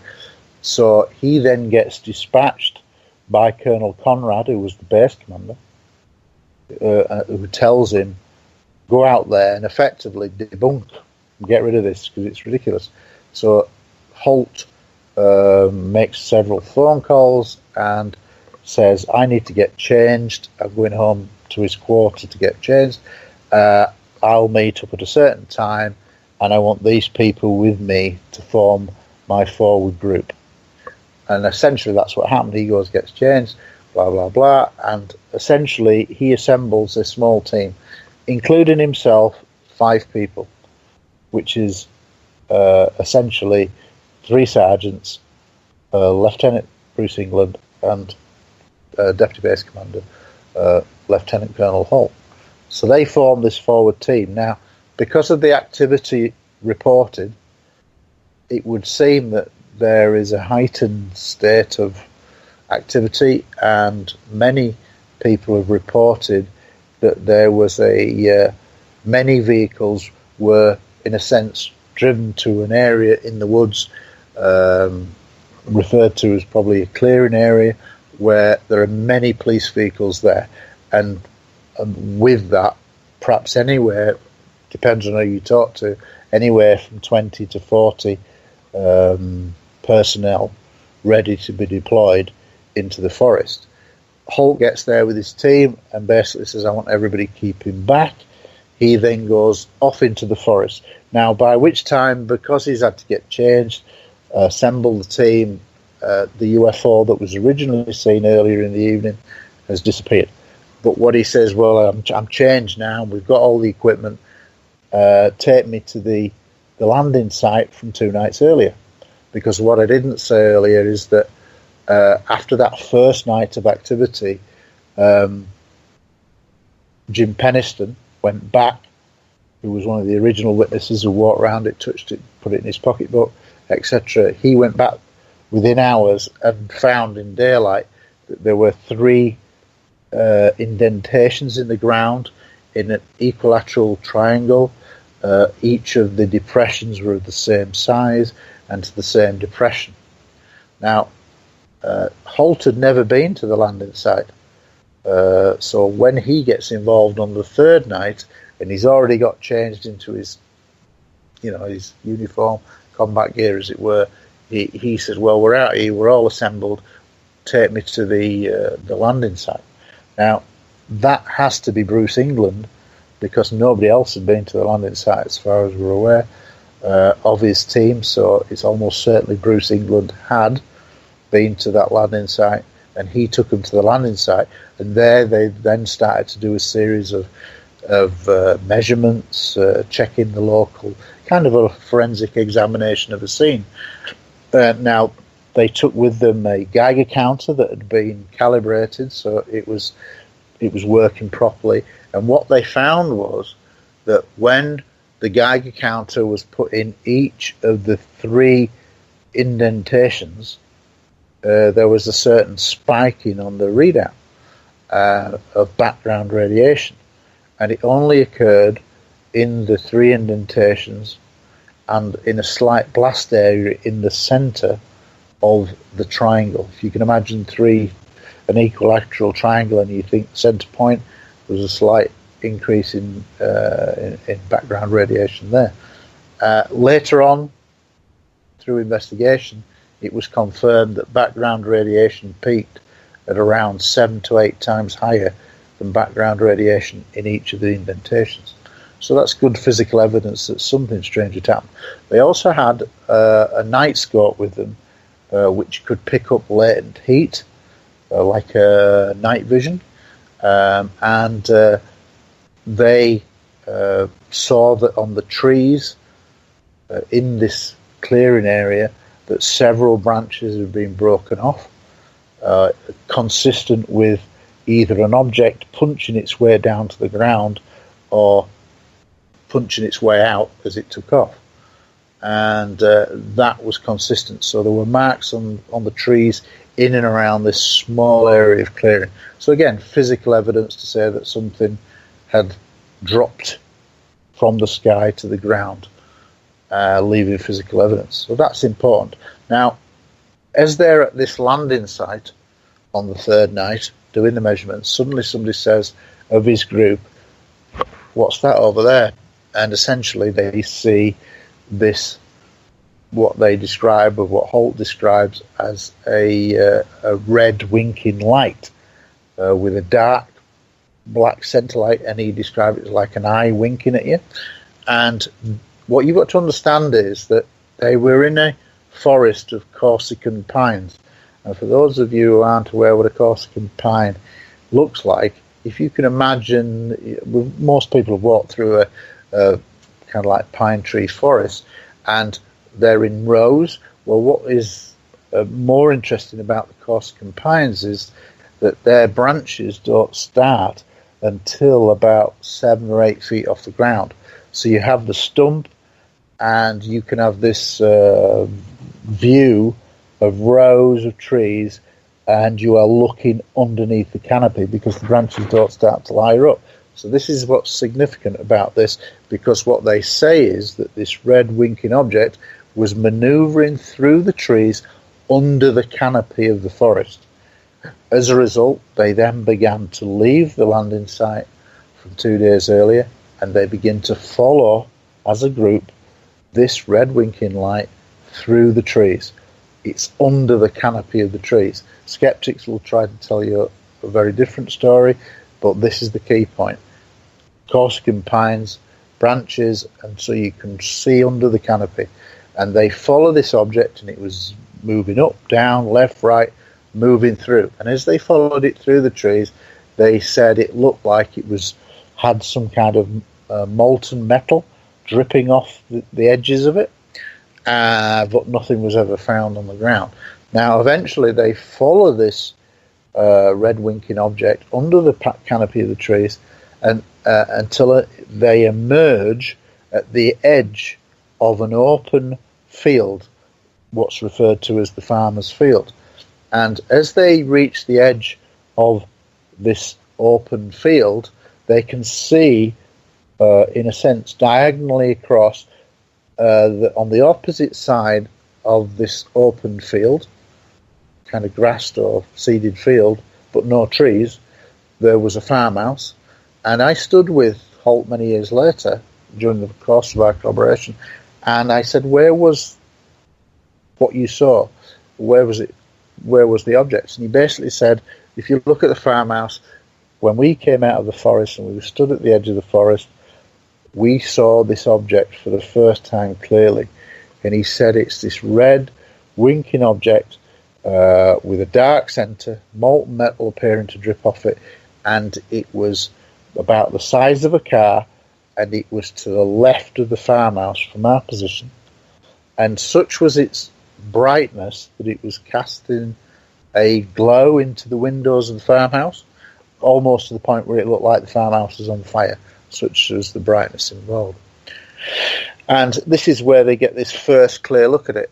Now, as they look at the object, the object suddenly, and this is Holt's words, as described on an audio tape, he carried as standard practice. He carried a small dictaphone with him for meetings, and he would just make intermittent bookmarks, as it were, reminders to do this, that, and the other. But he took it with him on this night, so we have a very rare, if you think of UFO experiences, we have a live recording of various segments of some of the incidents over what turns out to be about a 4.5 hour period out in the forest. So they're at the edge of the forest, they see this field, and they see the object hovering just off the ground, perhaps 4 feet, 5 feet off the ground, about the size of a car to the left of the farmhouse. And then a strange thing happens, that they see this dark object, this red object, suddenly divides silently into 5 white objects. Now again, if we talk of terrestrial objects and try to imagine what can do this, I'm pretty certain none of us can find one that will match this. So what single object can then suddenly divide into 5 white objects that then disappear one by one in front of their eyes? Just disappear into nothing. Pretty weird. Then they realise that there are other objects in the sky to the north and to the south. And so they basically crossed the farmer's field to the other side where the farmhouse was to try to move towards these lights that they could see left and right, as it were, north and south. And it's at one point during this crossing the field that they come to a stream and a rise. They have to cross this stream, and they go on a slight up incline into what's called the second farmer's field. And now a significant event here occurs here that the media generally report on, because they like to talk about lighthouses being the excuse for what the people saw. But this will demonstrate how ludicrous that story is that basically, having gone across the stream into this raised second, slightly higher farmer's field, one of the objects that they're looking in the sky, and all these objects were making grid-like patterns, like right-angle turns, and like almost looked like they were searching a grid, almost maybe looking for something.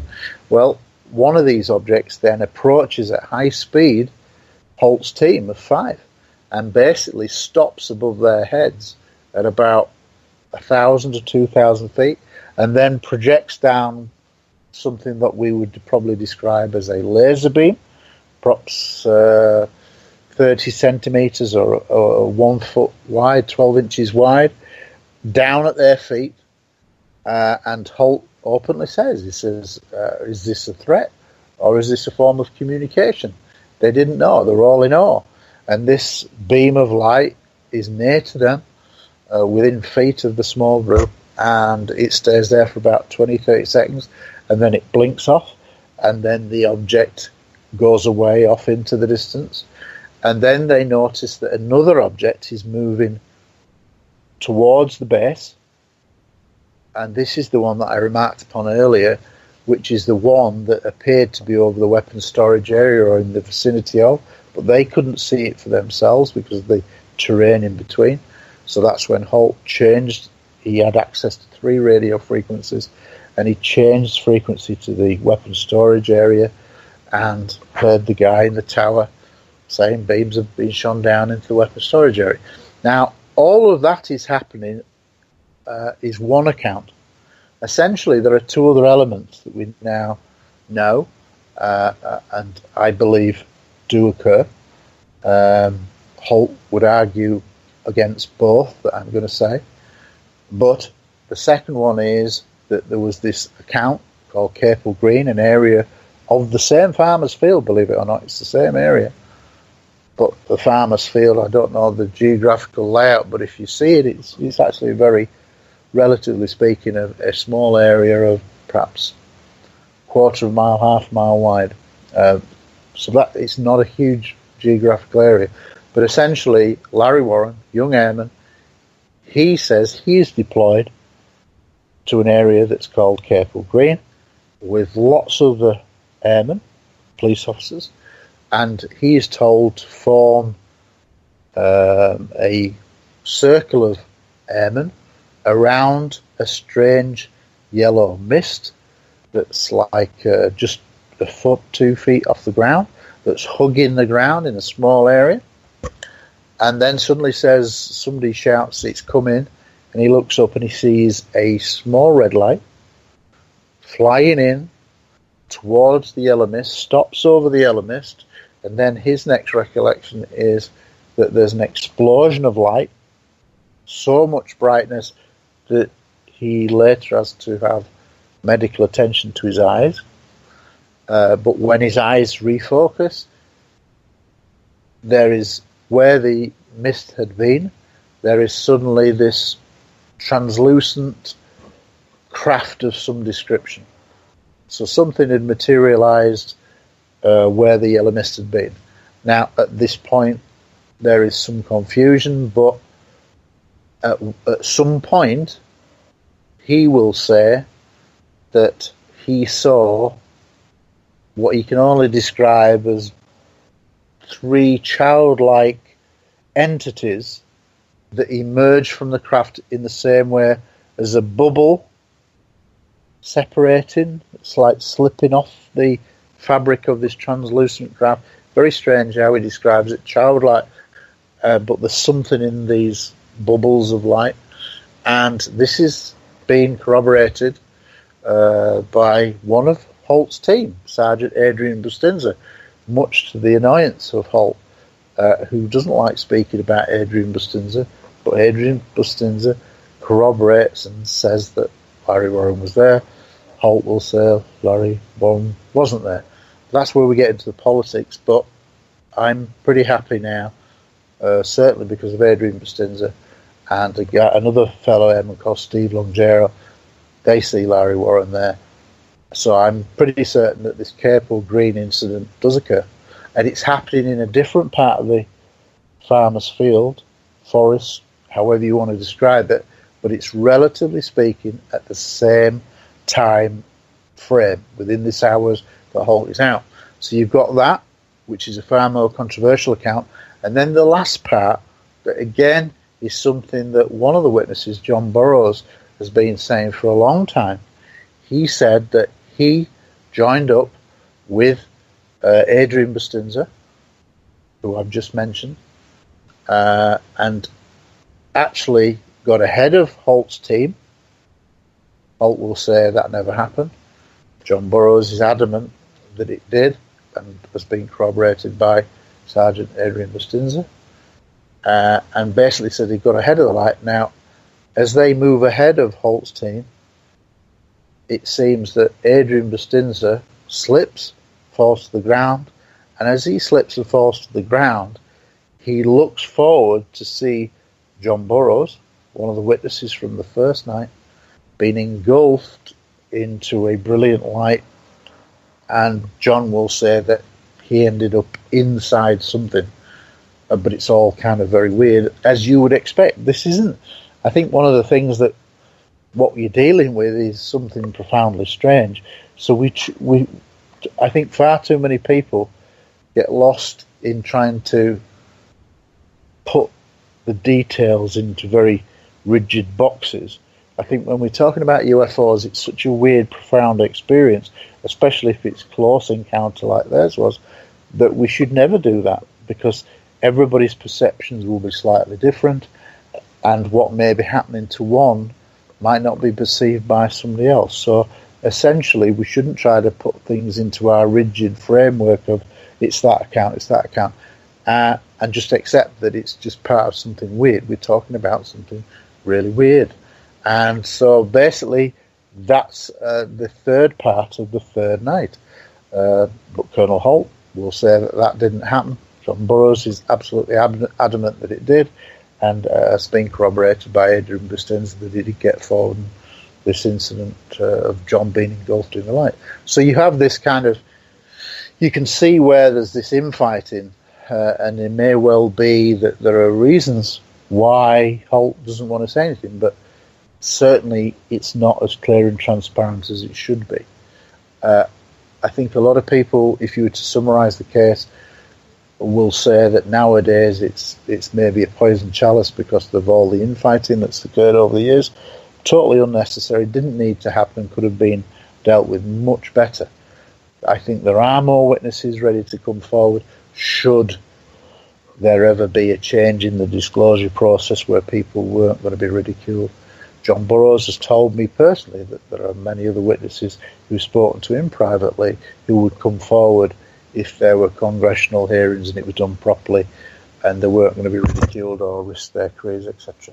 So we know that that's the case. So what you can see is in this, you can't describe it in 2 minutes properly, as you asked me to do, but I know you was only being flippant there.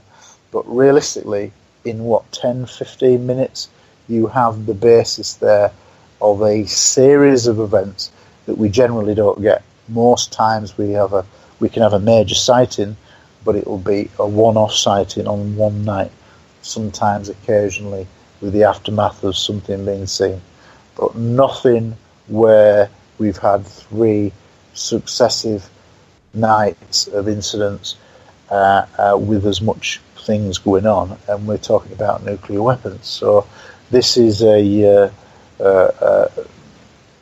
often overlooked, but I've always said that the case really is summed up.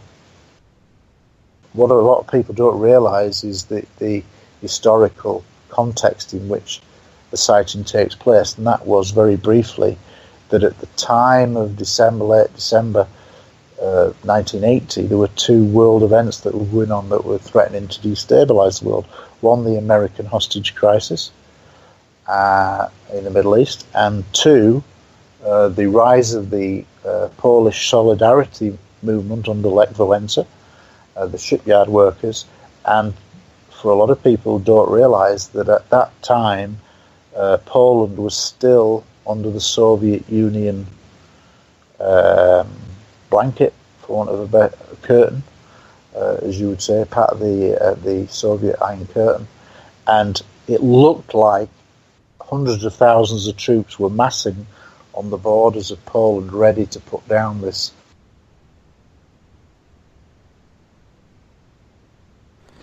On that note, I'm going to have to get you to hold on because we got to go to a commercial break here. Gary Heseltine is our guest. What an amazing, amazing man filled with information. Wow. Powerful hour. I would say one of the most powerful we've heard on this show in a long, long time. Prufos. You could Google it. Prufos. That's his website. We'll be right back with more Spaced Out Radio right after this. Final commercial break coming up right now. We'll see you on the other side. The SOR Sightlines is a place for you to find answers to your strange experiences. Hi there, this is Mike Schmidt. If you have had an encounter with ghosts, UFOs, Bigfoot, ETs, or anything else that doesn't make sense, head to spacedoutradio.com and file a Sightlines report. All information you give is 100% confidential, and I will personally help you find the answers you need. SOR Sightlines, your answers are a click away. Have you got your Cosmic Passport? If you need one, tune in to Cosmic Passport on Spaced Out Weekend. This is Elizabeth Anglin, ET experiencer, spirit medium, and host of Cosmic Passport. Each weekend I'll be bringing you interviews and support from other paranormal experiencers, and the best in intuitive spiritual guidance from across the globe. It's all happening starting at 9 p.m. Pacific Time, midnight Eastern, on spacedoutradio.com. Hi there, I'm Butch Witkowski, lead investigator with U4Cop. On the final Monday of every month, you can listen to me and host Dave Scott on Spaced Out Radio's Strange Days. We're going to get to the heart of the matter when it comes to what's happening out there. People are seeing and experiencing things from ET contact to Bigfoot, and I want to hear about it. Your experiences are what we investigators need to help solve these unknown mysteries. So tune in at spacedoutradio.com to the final Monday of every month from Butch Witkowski's Strange Days. Visit purpleplates.com today. For over 40 years, the Purple Energy Plates have been delivering amazing results for their many customers. Inspired by the great genius Nikola Tesla, the harmony, healing, and energetic effects of the plates have proven over and over to be beneficial and often miraculous to thousands of customers. With their money-back guarantee and the many benefits, how can you afford not to get one? Check their site for daily specials and choose from their many energy products. You won't be sorry. Visit them today at purpleplates.com for mind, body, and spirit, and expect a miracle. This is your medium, Joanna, from Spaced Out Weekend, 2 mediums and a large. I would love it if you would come and join us with host James Tyson every other Sunday on Spaced Out Weekend. Together, we will take your calls and your questions live. Our goal is to provide you with a positive outlook on deep questions that you may have. questions regarding love, relationships, money, or whatever else is on your mind. Come and check us out at spacedoutradio.com. This is Eric Markham, news editor for Spaced Out Radio's The Encounter Online. We have put together a great team of writers and journalists from all over the world to bring you top-quality paranormal stories, from alien encounters to the latest conspiracies. You won't find any of that fake news here. True stories and top-notch reporting as we look to bring these experiences to the mainstream. The Encounter Online, only at spacedoutradio.com. Patrolling the Pacific Northwest, we are always on the lookout for the strange and unassuming stories that real people are experiencing. Hi, I'm Vincent Zunza from Pacific North Weird. Me and Alexandra Sullivan have teamed to bring to you those odd stories that never seem to make it into the mainstream. Stories so weird that will leave you scratching your head wondering, is this real? It's as real as it gets with Pacific North Weird. You can watch our videos right here at spacedoutradio.com. Become more intimate and interactive with Spaced Out Radio. Join our Space Travelers Club with your new membership. For $5 a month, we'll provide you with special access to the website, monthly prize draws from books to psychic readings, along with monthly newsletter, private interviews, and more. Sign up today to be part of Spaced Out Radio's experience. Looking for a place to advertise at a very reasonable cost? Look no further than Spaced Out Radio. SpacedOutRadio.com has an advertising tab that you can click to check out our daily, weekly, and monthly packages to play on the radio, or our website including social media. From commercial spots to banners, we have it all. Check out our competitive pricing today. Don't have time to listen to Spaced Out Radio live? Wherever you are, the car, the office, the shower, or even if you're traveling, we're right here for you. Each Spaced Out Radio show can be found on iTunes, TuneIn, and on our YouTube channel, Spaced Out Radio Show. It's the perfect way for you to catch up on our shows. For more information, just head over to our website, spacedoutradio.com, and tune in to us today.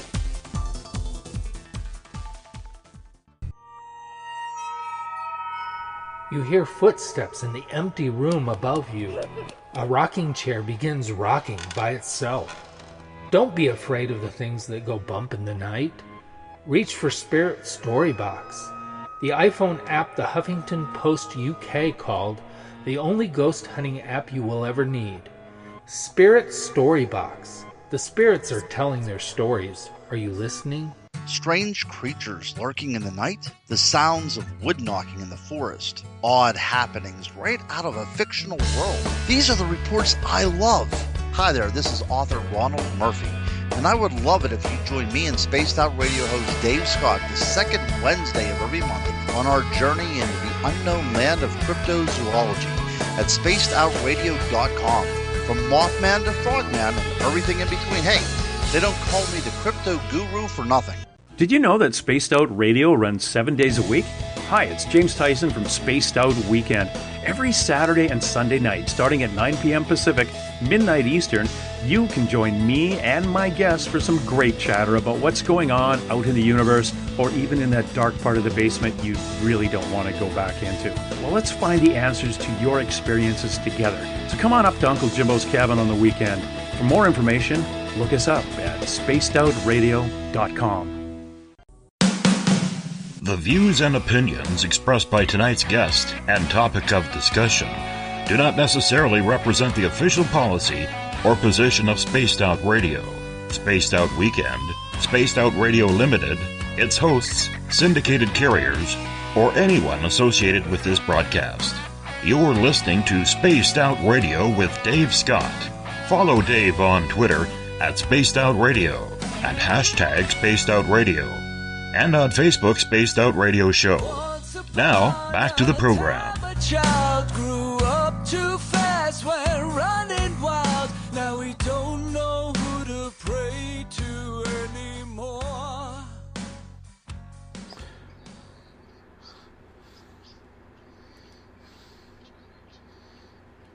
Welcome back to the final hour of Spaced Out Radio tonight. A very, very quick 2 hours of this program. We got 1 hour more with Gary Heseltine coming up right after this. Tomorrow night at 9 p.m. Pacific, midnight Eastern Time, Brett Collins Shepard is going to join us. He works with Ken Johnson. We're going to talk more of NASA, UFOs, cover-ups, a little bit of conspiracy in the UFO field tomorrow night at spacedoutradio.com. We want to welcome in our terrestrial radio stations tonight. WQEE 99 Rock the Key down in Noonan, Georgia, and 107.7 FM in New Orleans, the United Public Radio Network, also heard in over 160 countries around the world. Good to have you with us tonight. We're also live on Revolution Radio in Las Vegas, on Renegade Radio, and if you're listening in on Revolution Radio, remember, the Double R Machine is a donation station financed by you, the valued listener. Head on over to freedomslips.com and donate today. Bill Cardwell has set the password for tonight in the SOR Space Travelers Club. Paganophobia. Paganophobia is your password. Make sure you use it wisely, Space Travelers, because Bill sets a password each and every night right here on the mighty SOR. If you want to follow us on social media, you can do so on Twitter at Spaced Out Radio. Use the hashtag Spaced Out Radio to connect with me live during the show as well. You can give our Facebook page a like, Spaced Out Radio Show. Tune us in on TuneIn. Download this show on others on iTunes. We're also on RadioGuide.fm, TalkStream Live, and on Stitcher. Our website, once again, is spacedoutradio.com, where we have a plethora of features for you, including joining the SOR Space Travelers Club for $5 a month, reading up on the Encounter online, our journalism side, and if you head on over to patreon.com, that's patreon.com, you can also become a Space Out Radio patron for as low as $1 a month. Gary Heseltine is our guest once again tonight. He's going the distance all the way from way early in the morning in the United Kingdom. Gary, welcome back. Thank you for having me. Now, you have an offer for all of our listeners, because I got to tell you, Gary, it's only ever happened once, maybe twice on this show, where I have literally seen the 4 chat rooms and Twitter go absolutely silent during a guest. And I actually put up in a couple of rooms, it's like crickets in here. I typed in, it's like crickets in here. And basically got told to shut up because they're listening. I guess that's a compliment. Absolutely. I do not recall the last time we had a guest who actually had our audience this enthralled where they've absolutely stopped chatting. So kudos to you, my friend, for doing that. That's a brand new record right here on Spaced Out Radio. I'm flattered. All right, my friend, you wanted to continue on with Rendlesham and finish that story. Yeah, just to sum up, really, that a lot of people don't realise the historical context. As I said just before the top of the hour, that the context is that 2 major world crises, and why do UFOs suddenly turn up at Rendlesham or the bases of Bentwaters and Woodbridge? And my take on this, I've always thought that the reason why is because I suspect that all the nuclear weapons, it was a nuclear weapons base, but I suspect there were far more nuclear weapons in the Bentwaters storage area than there should have been. So at a time of world crisis, UFOs turn up, I think, akin to a nuclear inspection. And I think that's genuinely what it's all about. And to add to that, early on, when I first met Holt had said to me privately, there were more nuclear weapons there than anywhere else in Europe. Now that says to me that that probably hinted at a massive cache of nuclear weapons in the Bentwater storage area that shouldn't have been there. Yes, it was a nuclear base, but there were far more, and it probably broke all the armament agreements between the UK and the States. I don't know that for certain, but that's the implication of that comment. Now, he has said that never happened, but it did, And it was also said again when I met up with him for the course of some filming in 2010. And my wife and I were walking through Rendlesham Forest, taking him back, retracing his path on that fateful night.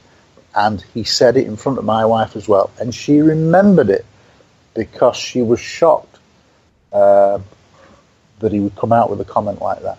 Now, I've said this, and I went public with it in 2016 because I felt that he was never going to admit this, but it needs to be out there because we do have to move forward with the case. And this is a factor, a motive as to why UFOs suddenly turn up in Suffolk and come to look at that base. And for me, the logical thing is, at a time of world crisis, this was a nuclear inspection. Those weapons that shouldn't have been there potentially could be have a destabilizing effect on the world, if you think of the nuclear Armageddon point of view. And one of the reasons why I say that is, if we think about it logically, people say, well, yeah, why would UFOs travel over the vast distances just to come and look at it? Why are they bothered about nuclear weapons? Well, one of the logical things for me is that we know less about our oceans than we do about the moon and Mars. We know only 1% of our oceans. And what a lot of people don't realize with the UFO phenomena is that UFOs historically have been seen going in and out of large bodies of water all over the world. Lots of military sightings of seen by ships objects emerging from the water, going up into the sky, and then plunging into the water. Flying saucers, for want of a better expression. Now, that says to me, if we only know 1% of the oceans, and we know more about the surface of the Mars and Moon, then that says to me that we don't know what's in the 99%. Now, that strikes me that probably in our deepest trenches, we may well have a base there. And there are various bases allegedly all over the world. So, I think off Puerto Rico is one mentioned regularly. But it doesn't matter. But the point is, we only know 1%. So in that 99% unknown, it seems to me perfectly plausible when UFOs are seen coming in and out of large bodies of water that there may well be a base there. And who knows that these species, whatever, alien race has been down there maybe for a long, long time, and it's their habitat too. So this is why I think that there is a strong correlation to seeing this planet not destroy itself with nuclear weapons.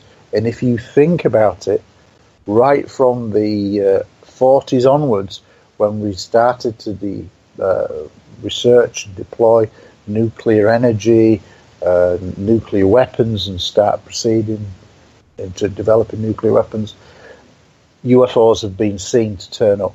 And if I could just recommend one documentary that you ever see on UFOs, for me, the most important documentary ever made on the subject, it was released last year, and it's called UFOs and Nukes by Robert Hastings.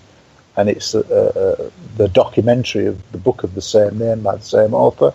And it basically tells of this link to UFO sightings and nuclear weapons as seen through the eyes of many, many military officials, senior officers who've gone on record collectively for the first time. And it's an incredibly powerful documentary.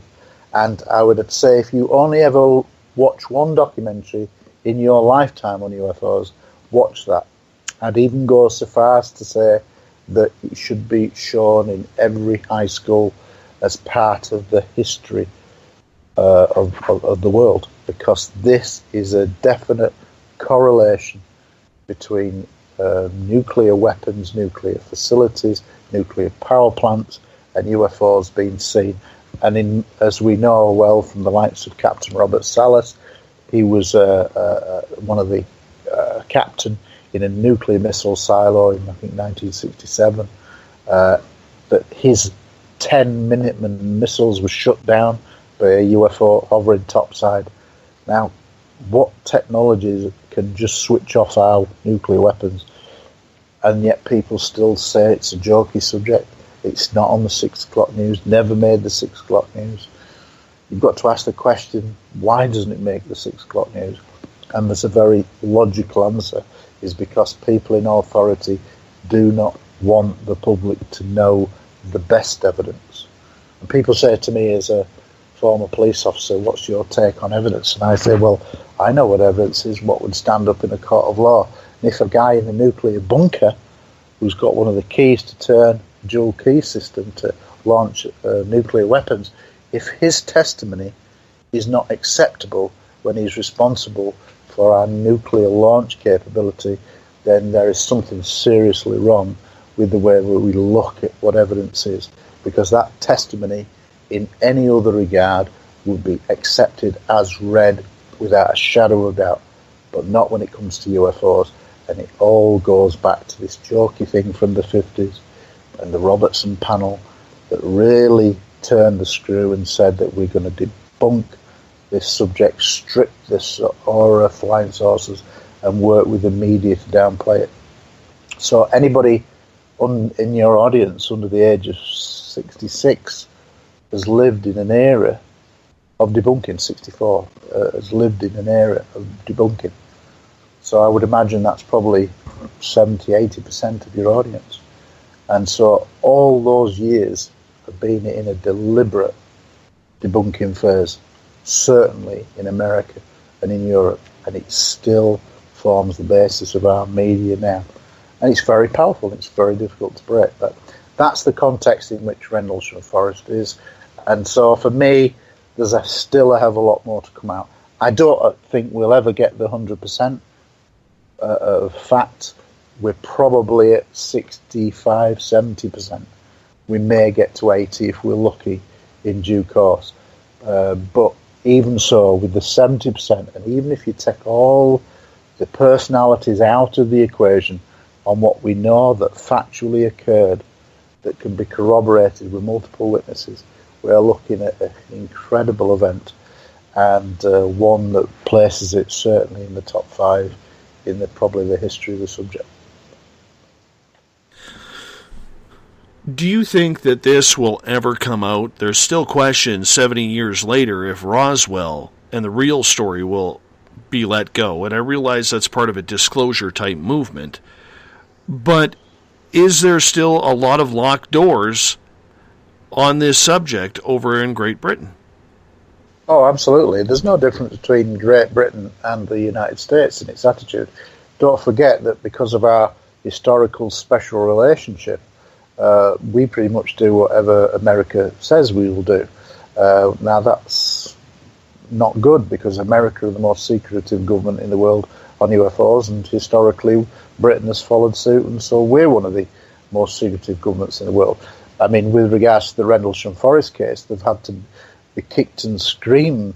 You know, they've lied, the Ministry of Defence have lied, tried to hide, said we didn't have documents when documents are out. They're still doing it. John Burroughs, one of the key witnesses from the first night and the third night, he was told that about some documents that should have been released that hadn't during the British so-called release of papers over a 3-year period. And then John Burroughs was told, I think accidentally, that there were these other papers. Well, first of all, they said that, oh yeah, we've disclosed everything. That's it. That's all. And then John gets told about these, and he mentions it. We'll release them next year. And then another year's gone by. Oh, they're set for release this year. Whether they do or not, I don't know. I don't think they're going to be the smoking gun. But the point is that everything you're getting out of the British Ministry of Defence is you've literally got to pull teeth.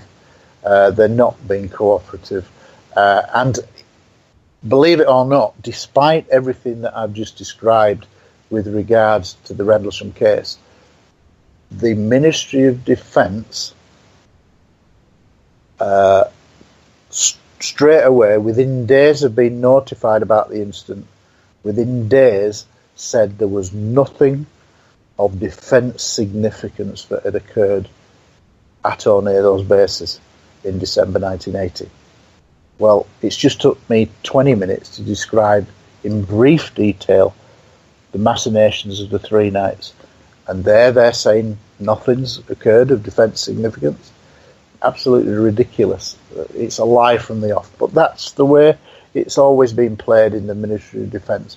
They've often lied and said they haven't got documents, and then later on they've emerged through freedom of information or something else, and then, oh yeah, we do have a copy of that and whatever. So that's the kind of approach that it's been in the UK, and I think it's pretty much the same in the States.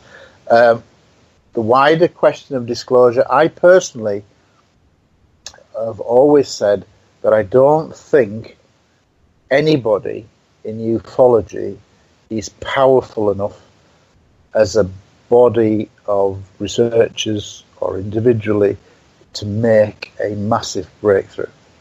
And I say that without disrespect to any of the great researchers who are doing a great job, but you've got to understand that essentially it's a done deal that it's not going to come out through the media until such time as that there is a decision taken, probably at a Bilderberger level, that says, yeah, we're ready to disclose, and it gets out. Because essentially you've only got, I think, 5 or 6 worldwide media multinational companies that control worldwide media, certainly in the West, as it were. Now, if all those 6 worldwide media companies have got an anti-UFO disclosure policy, you ain't going to make a breakthrough, because you won't get the airtime, and it'll be trivialised when it does get any airtime. And that's exactly what's happened for the last 60 years. However, that said, short of a UFO suddenly emerging over the Olympics or something like that, which is entirely possible, and these days with people, everybody carrying a mobile phone, and the quality of the mobile phone cameras getting so much better, now they're really fantastic HD quality cameras. If that event of a UFO being seen over the Olympics during the athletics, as it were, then how would you not control 100,000 people who've got mobile phones? You couldn't control it, and they get great footage. But short of that demonstration by a UFO that becomes a game changer, I do actually believe that we are on course for a disclosure, but not in the accepted sense of UFO researchers getting that breakthrough. I think technology is moving at such a pace now that it's inevitable that somebody sooner or later is going to get genuine footage that is incontrovertible, that there will be multiple witnesses, multiple camera angles, and that it's not hoax, it's not CGI, etc., etc. That is a very real prospect. And I think the other thing as well is that for me, the technology means that, in a sense, if you look at the way this subject of life in space, the whole subject of is there life out there, well, 15 years ago, astronomers and mainstream science would have probably said, in the vastness of space, there may be life. 10 years ago, probably life. But now what they're actually saying now is almost certainly life is teeming out there. And now the only problem for astronomers is the distances involved. But for me, this has always been such a ludicrous scenario, and it demonstrates how science operates in a very narrow band of reality, in the sense of, yes, it does great work in science, but they have very narrow band of rules. And for me, if you think about the Earth, it's a relatively young planet going around a relatively young star, but out in the Milky Way alone, where we can't even get our head round the number of planets and systems that there are, we now realise that for every star that there's probably 6 to 10 planets, of which the 6 to 10, at least 2 might be in the Goldilocks zone, not too hot, not too cold. So if you extrapolate the numbers, it's just billions upon billions upon billions just in the Milky Way alone that are likely to support life. Now, if just 1% of 1% of 1% of 1% of 1% of those develop life ahead of Earth time by 1,000 years, 5,000 years, 100,000 years, 1,000,000 years. Do you think that they are going to be driving around in petrol-driven cars and jet engine, fuel engine aircraft? The answer is no. If you think about just where our technology has gone just in the last 114 years since 1903 and the Wright brothers, it's just gone exponentially. Well, what if a civilization is 1,000,000 years ahead of Earth development? We can't even comprehend. We wouldn't even be able to comprehend what a 5,000-year leap would be in technology. So it's absolutely ludicrous. And if we look at our own Earth development, it used to take ships weeks and weeks to cross the oceans. And then with more faster engines, better ships, it's then days and weeks. Aircraft, it used to take so long to go around, circumnavigate around the Earth. Faster and faster aircraft. What was it, in the 50s, the SR-71 could fly around the Earth in about 3 hours, and that was in the 50s. So what if they're 1,000,000 years ahead of us, 5,000 years ahead of us? It's a ludicrous argument. They would have developed new methods of propulsion, and for what to us seems like insurmountable distances, it's totally illogical to think that we know everything, and that's the arrogance of man.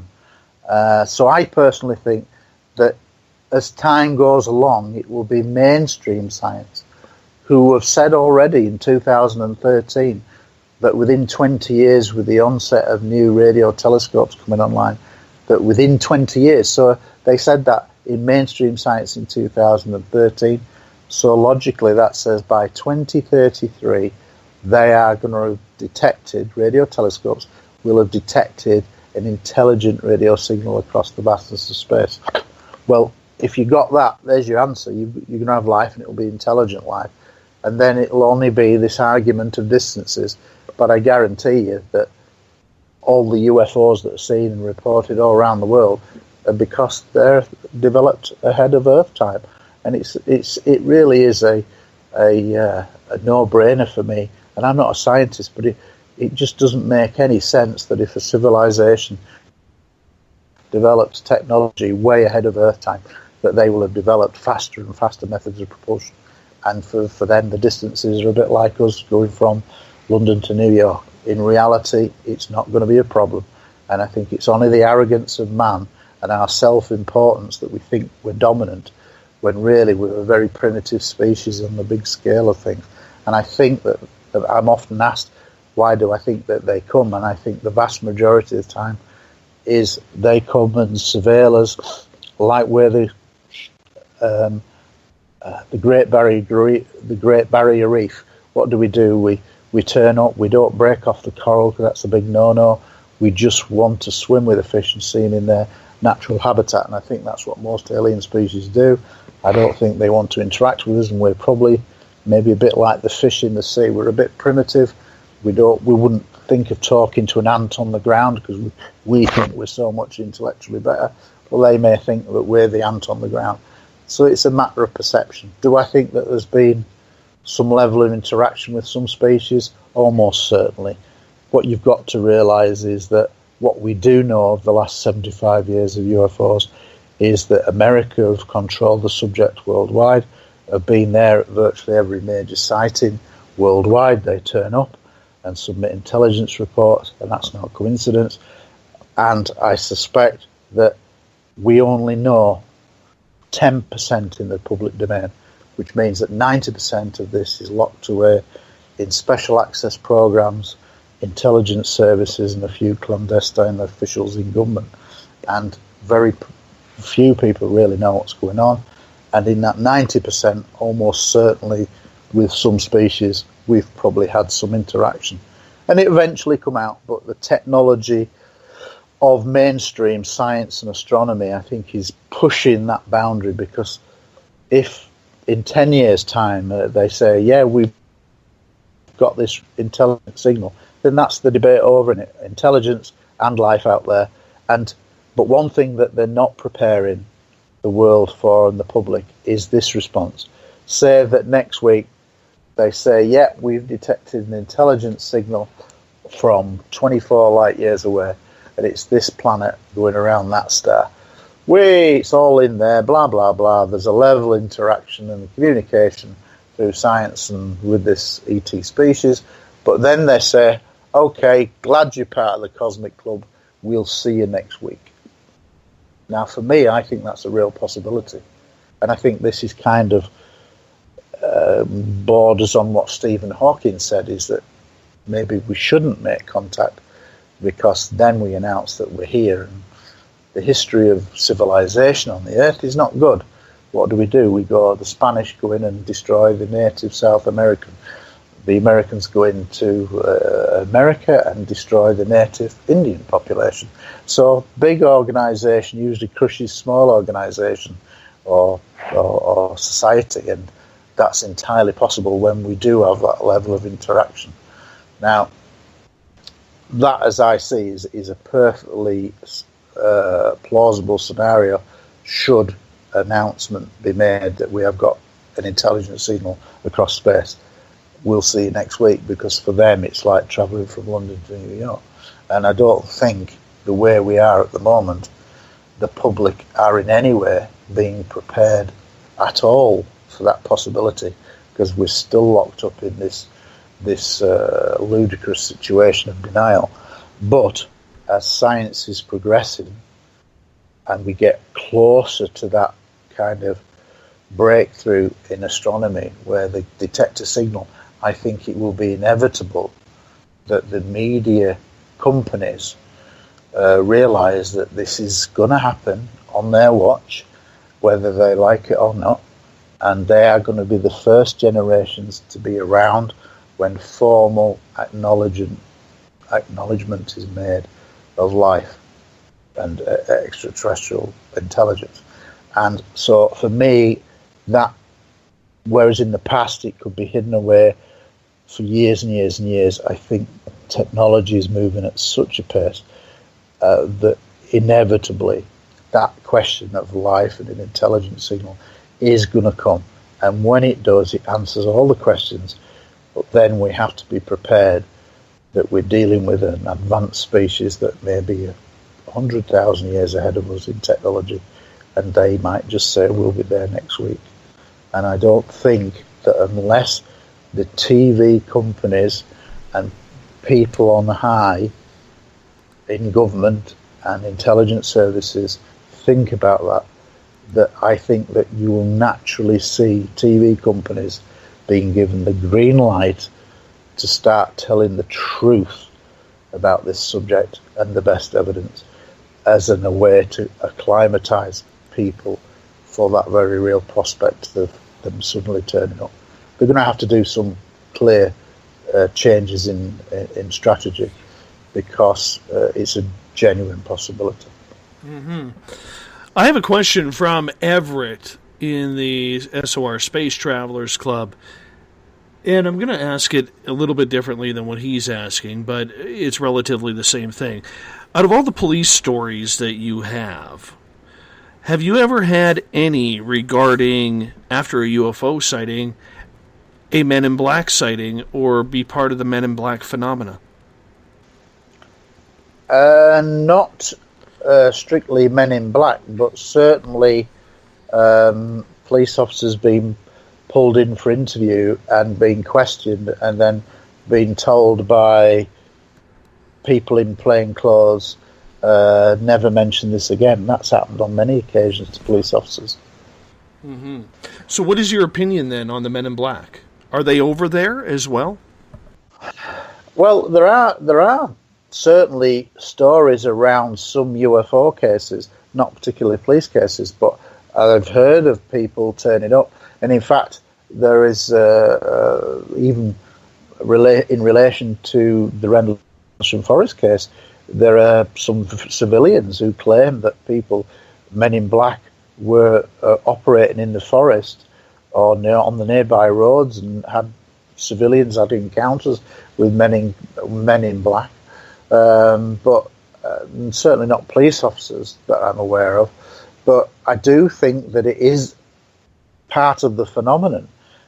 Quite who they are, what they are, I don't know. But I mean, I think the best person to talk to on that is Nick Redfern, who's a prolific author. I'm sure you know him in the UFO field, and he wrote a book about the real Men in Black, and he recounts many cases worldwide of shadowy people who wear black suits, and as comical as the Hollywood kind of film connotation turns up, there does appear to be some credence to at least some of the reports that they do appear to exist in some capacity. Quite what they are, who they are, which agency, or whether they're some kind of alien, I don't know. But there does appear to be some evidence that says that these people, for want of a better expression, are seen.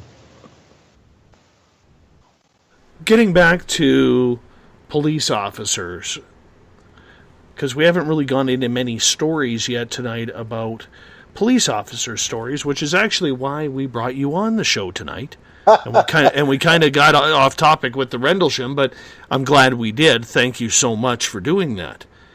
Should we talk about some police cases? I would love to, if you wouldn't mind. How often are they coming in? It's never been a flood.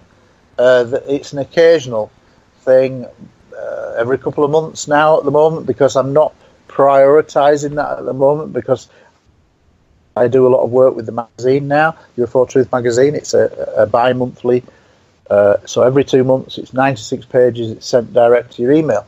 And just in relation to that, before I get on to the police cases, and I mentioned it during the break, for the first 50 people who will listen to this show and are sufficiently interested, if you email me at heseltinegary@hotmail.com, I'm sure you'll have it on your links on your website, heseltinegary@hotmail.com, the first 50 can have a year's subscription to the eZ, 6 issues per year, for, if you're in the UK, £10, and if you're in the US or Canada, $12 currency equivalent, and you can have a year's subscription. So that's a special offer for that.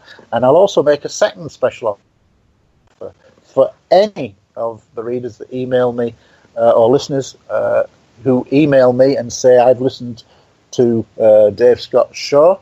I will let them choose a free issue of their choice, anywhere from 1 to 23, and it will be sent direct to your email, complimentary, so you can take a look at the magazine for free. Thank you for doing that for our listeners. That's amazing. Right. Thank you so much. Okay, let's look at some police cases. I thought we might just go through some, do it in kind of a chronological, decades by decades. Sure. And obviously some cases are more interesting than others. For one example, a police officer, retired, approached me.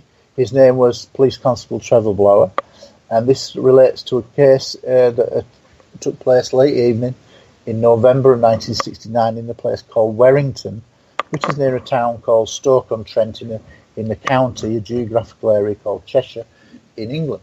And basically, he was a uniformed police officer, and he was out on patrol in a rural area when he gets a radio message to say, look up into the sky and keep an eye out for some strange objects moving across the sky, which he thought was a bit bizarre. He was on his own. And the next thing, he looks up into the sky, and then he sees a formation of 9 spheres. So these aren't 9 aircraft, they're not 9 balloons, 9 spheres in like an arrowhead echelon formation that move past him silently, and he sees it, and then as he goes by, he reports it, and then other police officers in the distance in different geographical positions start to say, and he can hear the radio chatter, yeah, we can see them too.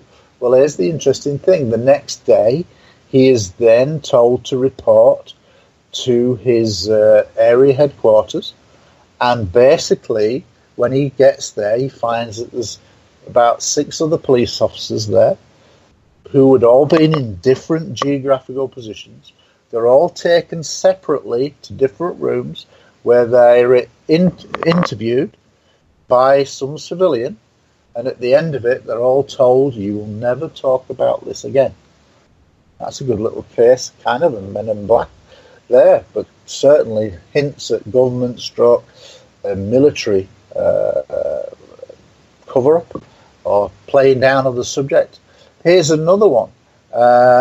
In late 1970s, a police officer called PC Police Constable Eric Raymond approached me, retired, who said that he was parked up with 2 other police officers in a rural area, not far from London, but in a rural area, and it was the middle of the night, sort of 3 in the morning, and then in the distance they see a bright flash way on the horizon, but it's only for a split second, and they don't really think too much about it because it only lasts for a split second, and they carry on chatting, and then suddenly just appears in front of them an object that he described as the size of a football field, the width of a football field, approximately just 500 meters from his location, at an altitude of about 500 meters. So this is very low in a rural area with no ambient street lighting. And this object was shining a beam down the width of a football field, low to the ground, as if it was scanning the terrain, the countryside terrain. But what was even more amazing is that the officer said that there were about 5 or 6 smaller objects flying around the larger object all the time. And it was akin to like a mothership scenario. And basically, they watched this object for several minutes, and they were in awe. And then, suddenly, like the light bulb, gone. Didn't go up, didn't go left, didn't go right. It just disappeared. And at all times, there was no noise whatsoever. Another case, basically 2 firearms officers who were live armed, and they were protecting a senior cabinet member of the Conservative Party. And this will come out in a book that I'm writing. The name has never been released yet, but it will be in the book. They were protecting a senior cabinet official, one of the top ministers, and he was on the way to another destination when they stayed at a halfway house overnight on their way to this destination. And it's in the summertime, and the 2 officers, the minister is in bed, and the 2 officers are walking around this country estate, well, just the house, a large country house, and it's one of those lovely mornings where it's absolutely clear blue skies, beautiful sun, and they're walking around with the minister still in bed.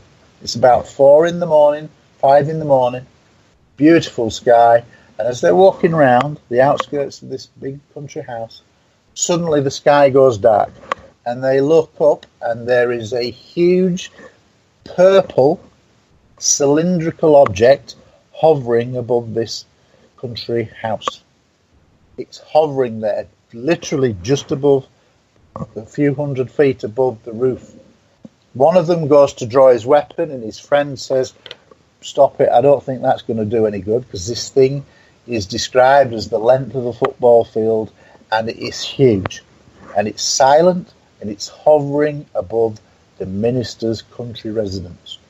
They watch it for several seconds, perhaps a minute or so, and then suddenly, in the blink of an eye, it moves silently at speed out to the horizon, where it stops briefly, and then in the blink of an eye, gone and disappeared.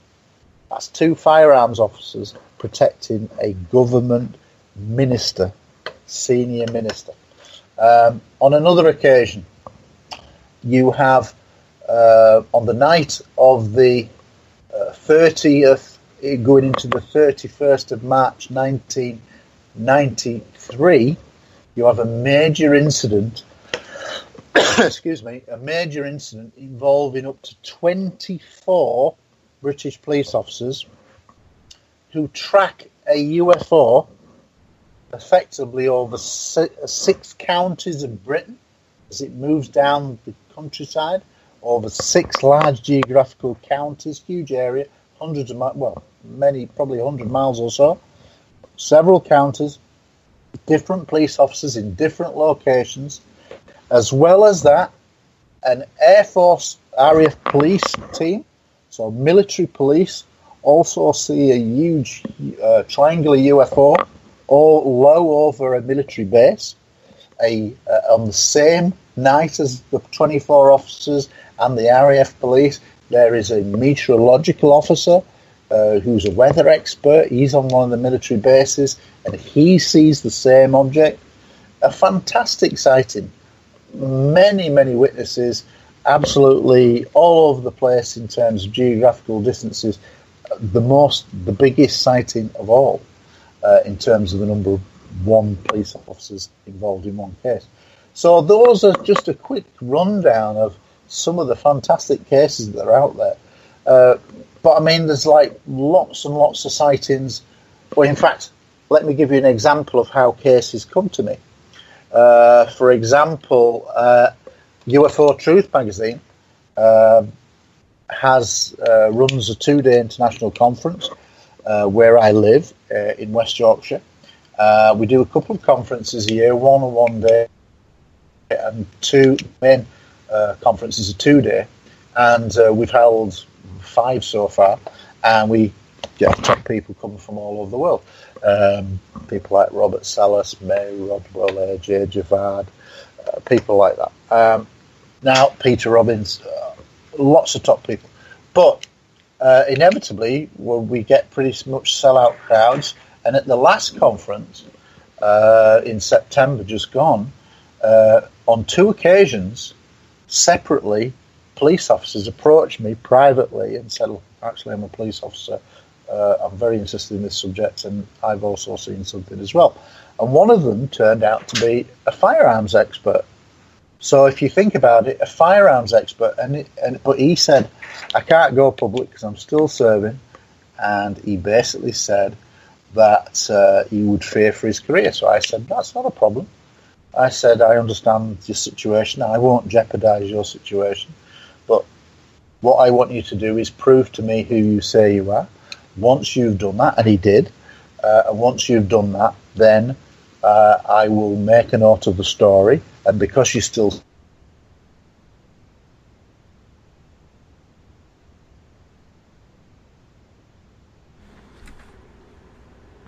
We hit a little bit of a Skype blip there for a second. So basically, I was approached by 2 police officers separately who did not know each other at the last conference in September, and they both told me stories that they've both proven to me who they are, so they've both been granted confidential status, and they're great cases, and again, they'll be in the book when they come out. To a certain extent, because of the work I do with the magazine and media now, I don't do as much promotion of the database per se that I did prior to the magazine, because there's only so many hours in the day kind of thing. But the cases still come in, and what I do is, for the book, I essentially put all the new cases into a basket ready for inclusion into the book, which I'm about 60% done. And hopefully that will come out towards the end of this year, because I find that it's actually quite hard to do it over and above running a magazine. It's kind of the editors, you don't see many editors who get books out, and that's the curse of the editor. But I'm determined to get one out because so many people have said it would make a great book for all the police cases. So yes, the cases still come in, it's not a flood, and the cases on the database, and I must stress this, I'm not one for statistics, because I've seen it how in the police and probably any organisation you can manipulate statistics to say anything you want. But I have done some brief statistical work on the database, the cases, And of the 550 cases, what I can say is that 70%, approximately 70%, are multiple police officer witnesses, so 2 or more, many with 4, 5, 6 to an event, which means very good for corroboration, etc. So basically, that's one important thing.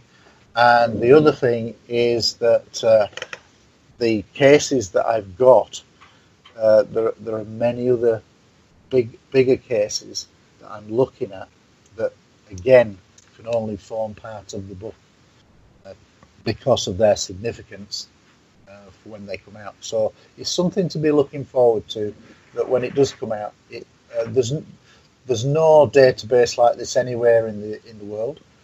There is a website that does cover police sightings, I think, in the States, but not to the depth I've got and not to one country.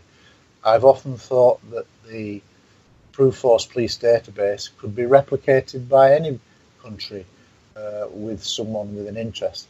Ideally, it would be better if you were a serving or retired officer when you create it, because a police officer knows when you're talking to another police officer instinctively with a certain kind of language. In the same way, fireman to a fireman, a nurse to a nurse, you have your own kind of internal things that you can say that kind of corroborate who you are.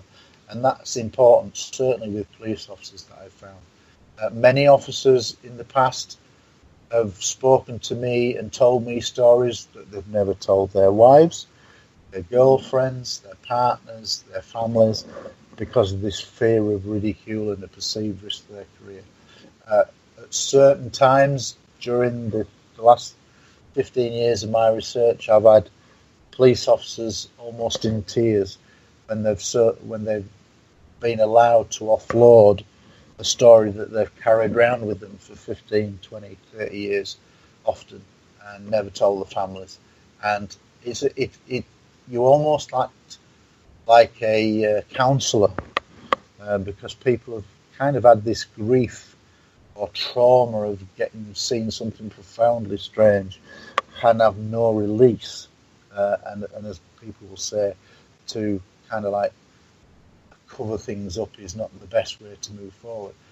When you're talking about this subject, it's extremely difficult for many officers to do it because they risk that ridicule factor, certainly amongst colleagues, and they do genuinely perceive that their careers may be affected. No different from pilots. In fact, I over the years, I've had journalists tell me stories, and they say, I could never say this publicly because it would affect my career. And I've always said that this is a terrible indictment that's being put on all these people. And if you think about it, of all the millions of people who reported sightings worldwide over the last 75 years, and people say to me, how many cranks do you get?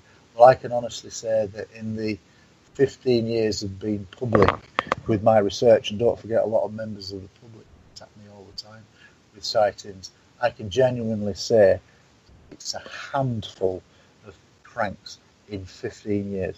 Now, most of the people are totally sincere. Yes, some of them will have made inevitably just genuine mistakes but have been affected by it.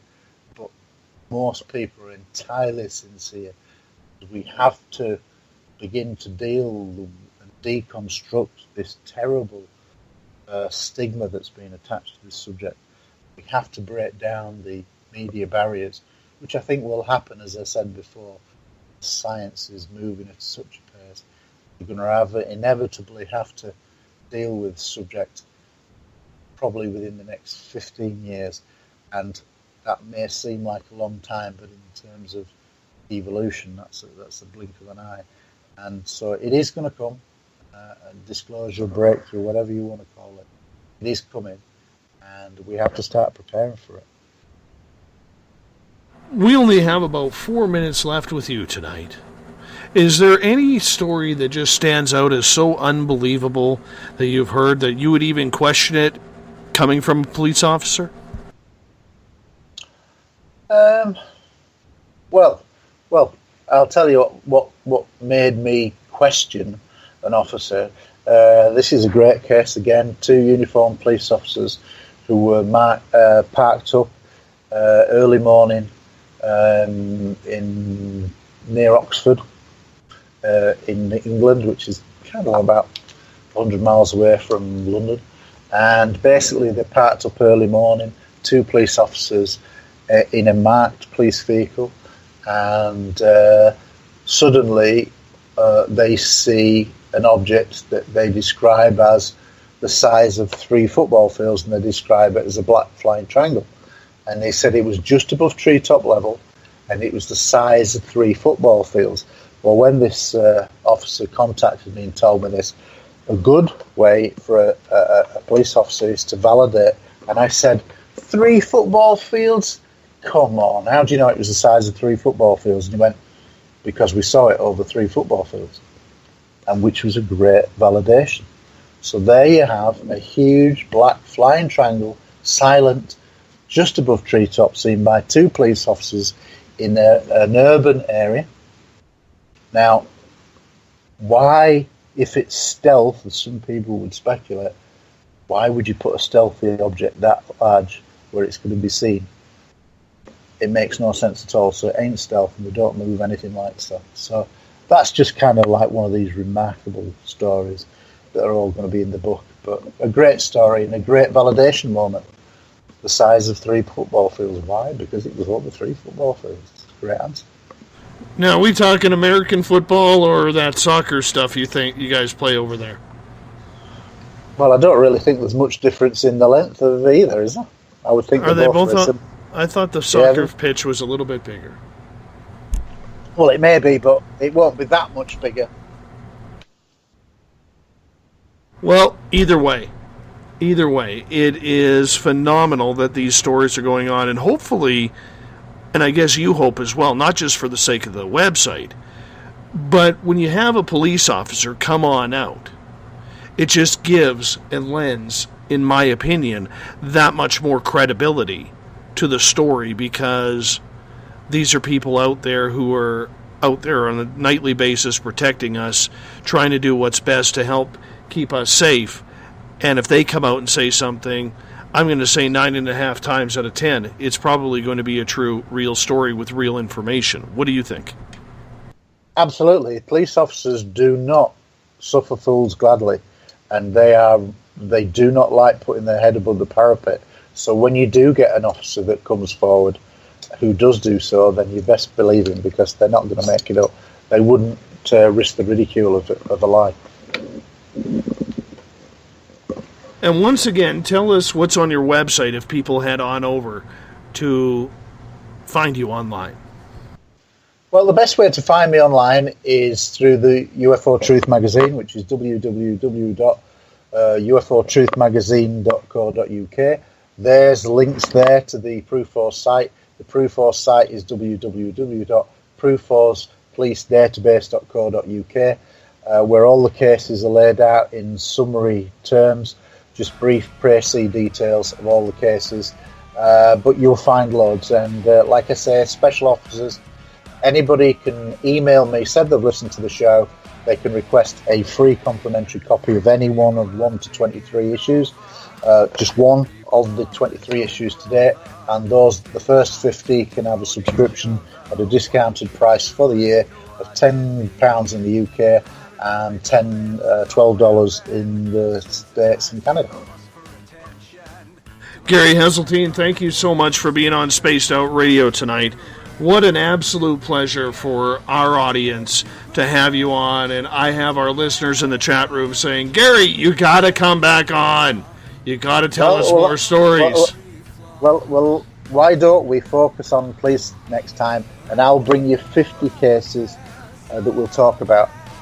Well, if you're police cases. If you're free, I have May 31st is my next date to book, which would be June 1st for you.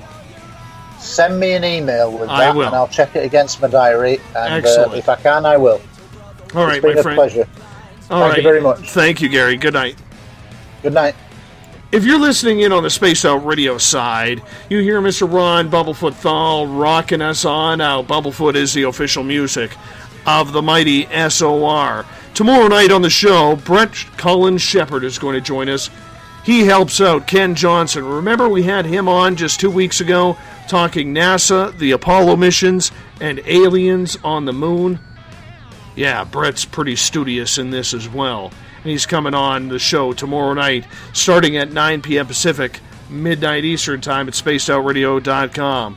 We want to say goodnight to everyone listening in on WQEE 99 Rock the Key down in Noonan, Georgia, and on 107.7 FM in New Orleans on the United Public Radio Network. We are terrestrial, so if you want us on your terrestrial station, hit up your program directors.